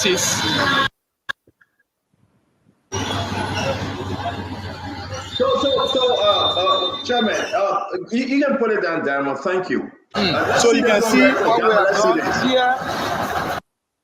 Let's see this, Dama. Let's see this. Oh, you took it up. All right, Chairman. Let's try to close this show, Chairman. It is important. What is going on? I mean, how can we solve this age-old problem? You just asked, where are the gloves? Where are the masks? They don't have it. They don't even have fitting boots. Everything is clogged, nothing moving. They stink like hell. And the people putting poo-poo on top poo-poo. Chairman, man. As long as we opposition continue to use things like this to criticize government, as long as the government continue to yield to things like that, like Bureau stage like that. But if you ask me, go break all those things down. That nobody should build on these things. But that one there is a problem of yesterday, day before yesterday, and today. If this was a CDC government and Joe we had decided to break the place, the rest of the opposition were attacking. Today, if Mo Ali decided now that all of you who building on this thing, you all got to move it. You understand? All will be on her back. There will be letter on the floor to cite him. So, like I said, we need a sovereign national conference. And in that sovereign national conference, we need to define a vision for Liberia that is bereft of political orientation. Just a vision for Liberia. Because There are certain things that it should not happen. People cannot build house on those things. You know the rules in guys. Thank you, Chairman. We'll talk more about this tomorrow. It's just painful. I want to say we announce while we get the closing from the rest of the team, Chairman. I beg you, please hang with us. And let me just say this very quick. Mo Ali is asking everyone if you want to contribute to the Liberia Water and Sewer Corporation. We're going to work with Madam Titi Kane and Dr. Francine Chinua Richardson just on PPE. If you get gloves, if you have mags, everything, they need it. If you got boots, raincoat, they need it. We'll show you another video. Oh, it's on our page. See these guys working at night, midnight, and they're afraid of Zogos. They're afraid of people will come back and hurt them. They have to go in that poo-poo water. Seriously, the be separate. They got to go down in the, because we don't have the equipment. We really don't have the equipment. Don't mind all the flat that they get 2 truck. The job of Mo Ali, to tell you the truth, not because he's Mo Ali. If you don't work on Sunday, you will not get it done. So he's working outside of his working schedule hours. And I give it to you, man. Go on the Spoon page. And I will ask Diamond, I know after the show tonight, you know, Nelson will come up, but I will ask Diamond to just play from start to finish. We're going to leave and let the people watch it. So go ahead. Let's talk to you very quick. Dr. Francine Chinua Richardson, Glenn Jr., Paul Kennedy, Fatima, then our chief, Musa Hassan Bility, will take it away. 10 seconds, guys. Let's go. Please. I have nothing to actually add. Like I said, I only came here as in the words of Paul Kennedy, nepotism. So that's what I have to add. You can also put your brother and friend. That's why CPP got 1.6%. Glenny, your business. Y'all got 50% now. Y'all do the work now. We'll do it. Glenny, go ahead. What you for? All your levy support them, Mr. Kwame, just to give you 1.6%. I can't believe this guy. All his left, he supported Mr. Kwame just to give him 1.6%. I can't believe it. Go ahead, Glenny. It's a great show. We hope the rumors will not yield any fruits. The rumors we're hearing about Nati Kofa, we think the House needs to give Nati Kofa the chance to do his work. We know that he's collaborating with a lot of people. There are changes that there's some reformation that needs to occur at the House. And we'll hope that he's allowed the opportunity to be able to function in his capacity. We're also going to hold Honorable Bility to what he's saying here, because you know the politicians, they will say A, then tomorrow they say B.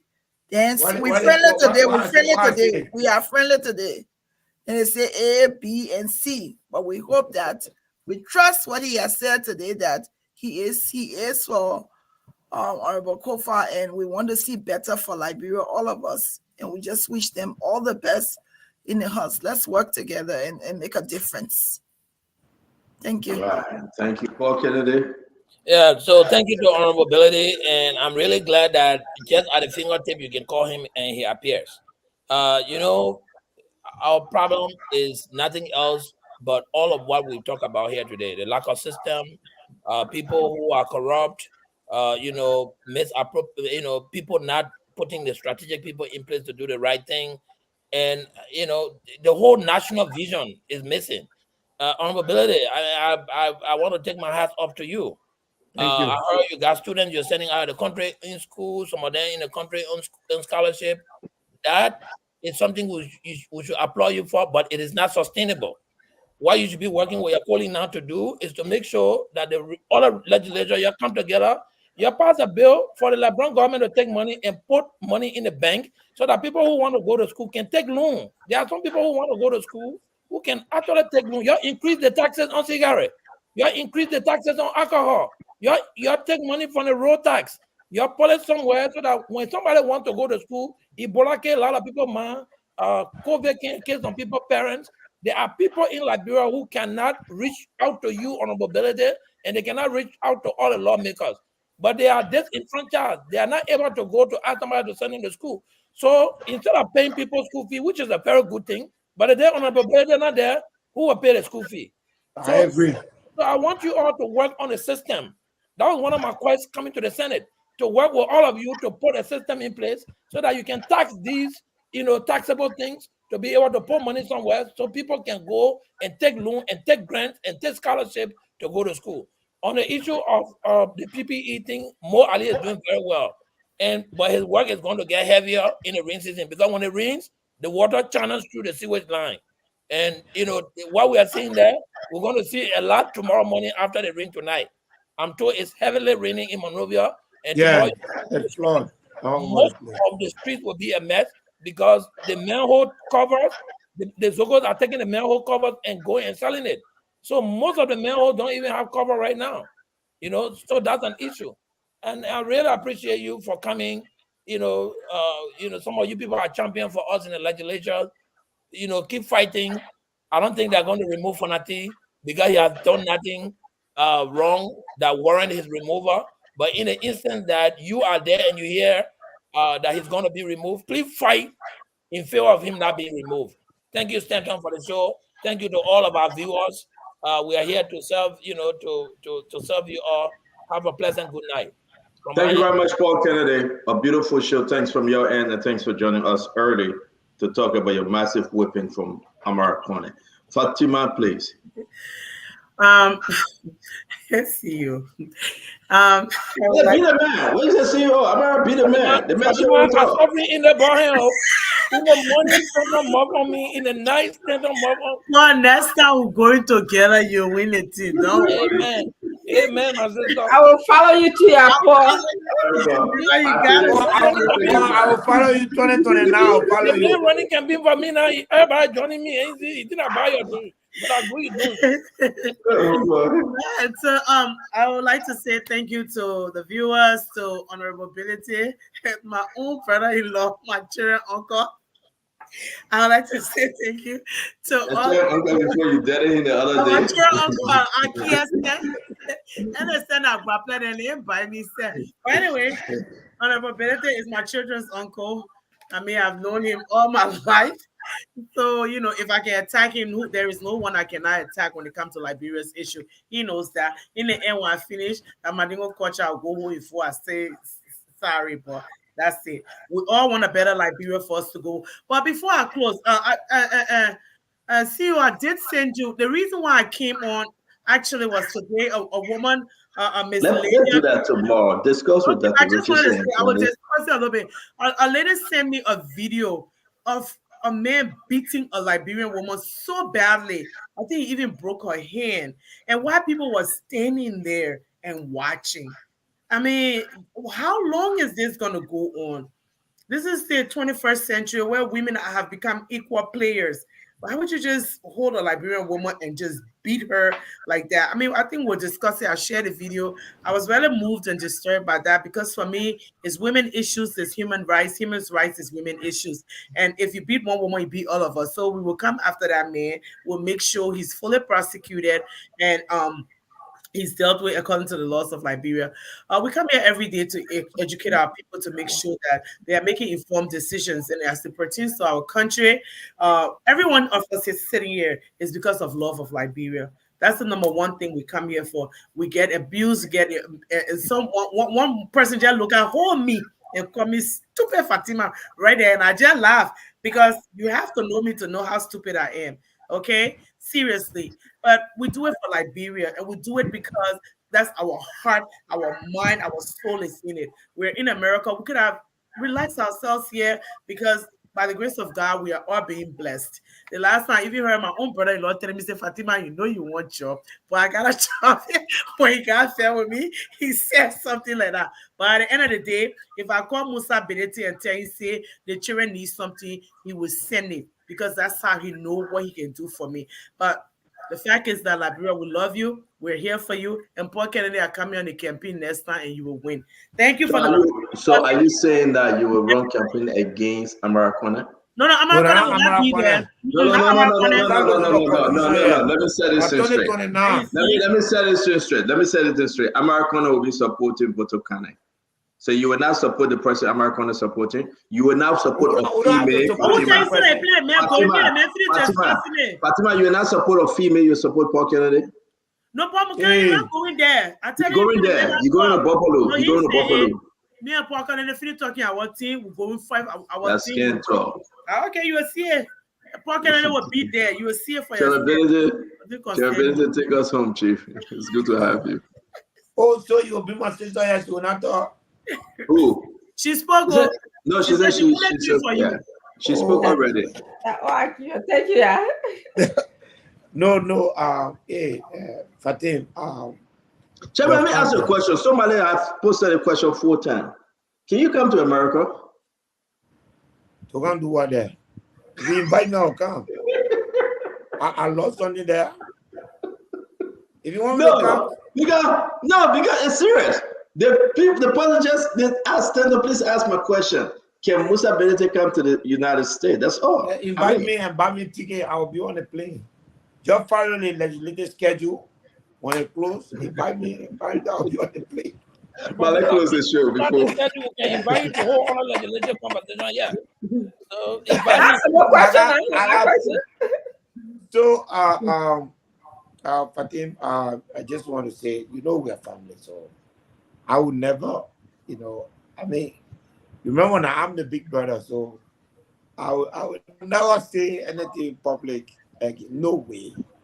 But, politics, and I think on level UP business, they can even make family to start fighting one.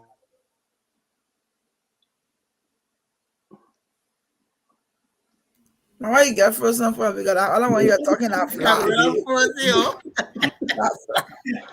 text you, You freeze that, I stand doing the thing. I stand doing the thing. Don't take it from me. Yeah. We are family. And I know, and she's right. That night, I know how many person call. And when we all got the call, she got the call, I got the call. But we're family, the bond. And I want them Muslim people you attack that night. Me, I'm not Muslim. Me, by the way, I didn't attack anybody. Look at that. The bond is strong. It will remain strong, and politics will not divide. So, don't let. My sister, thank you for coming. I know Glennie, because she see that she knew that you were coming. That's why she didn't attack me tonight. So,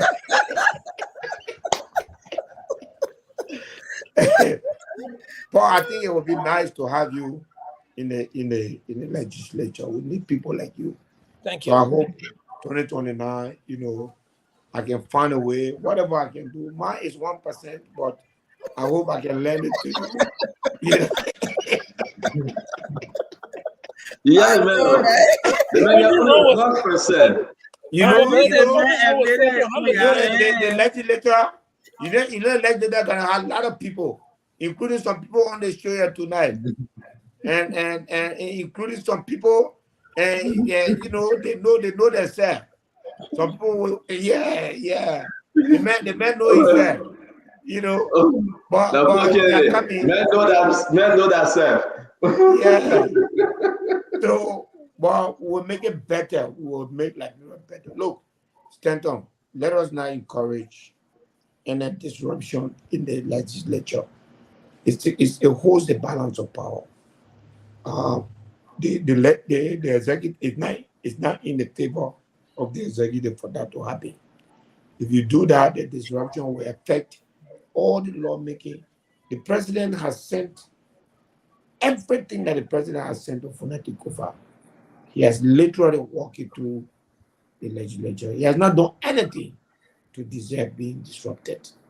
And it's fair, and I think we need to keep it that way. We are going to order that place.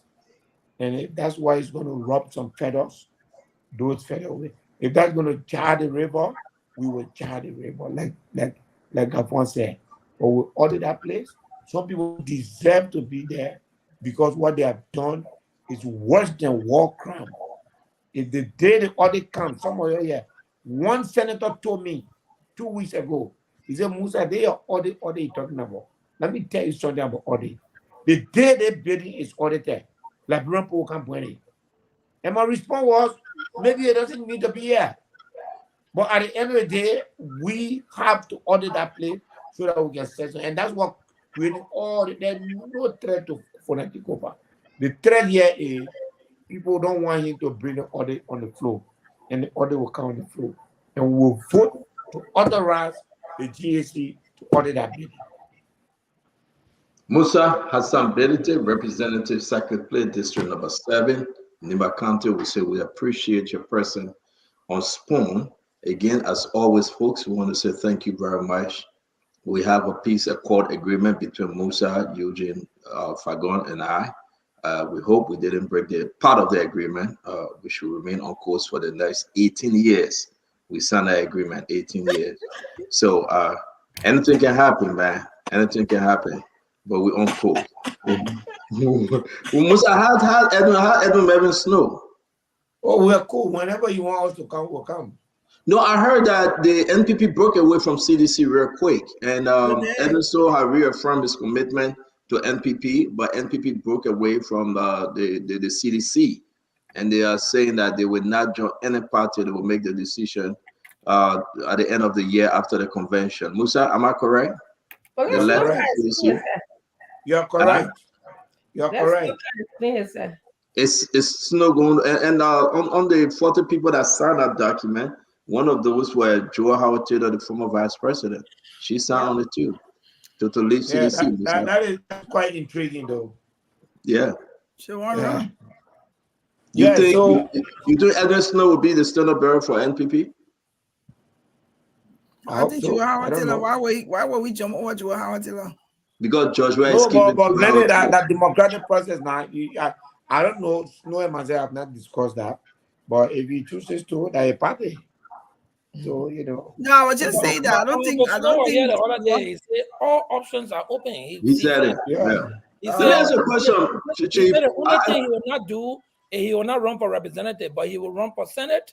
He will run president, for vice president. He will run for president. He said it clear. He will not You start. will run for FIFA chief position and all. Let me ask you a question, Musa, real quick though. On the He want you to go now. You can't be tired now, Musa. No, I beg you.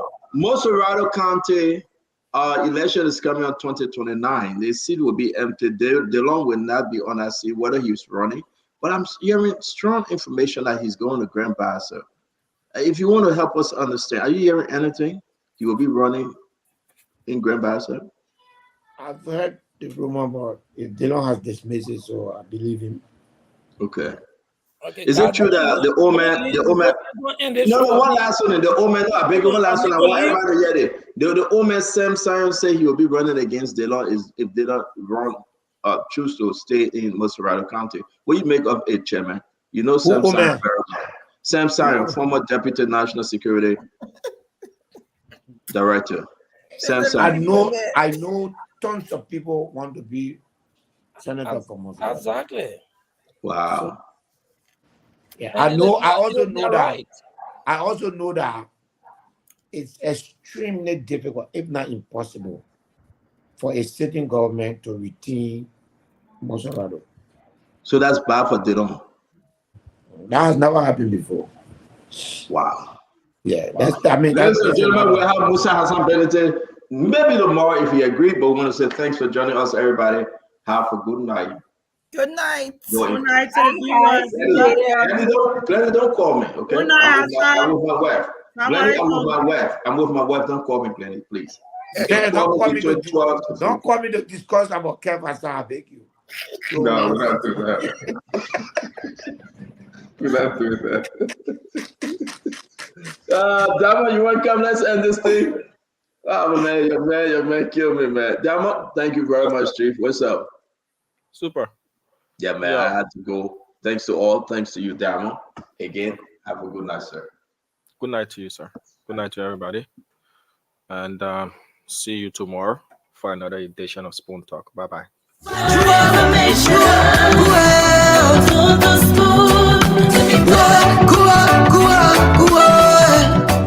I'm in the greatest city on the planet. This is New York City, y'all. Hi, everybody. This is New York. This is New York. The most beautiful city on the planet.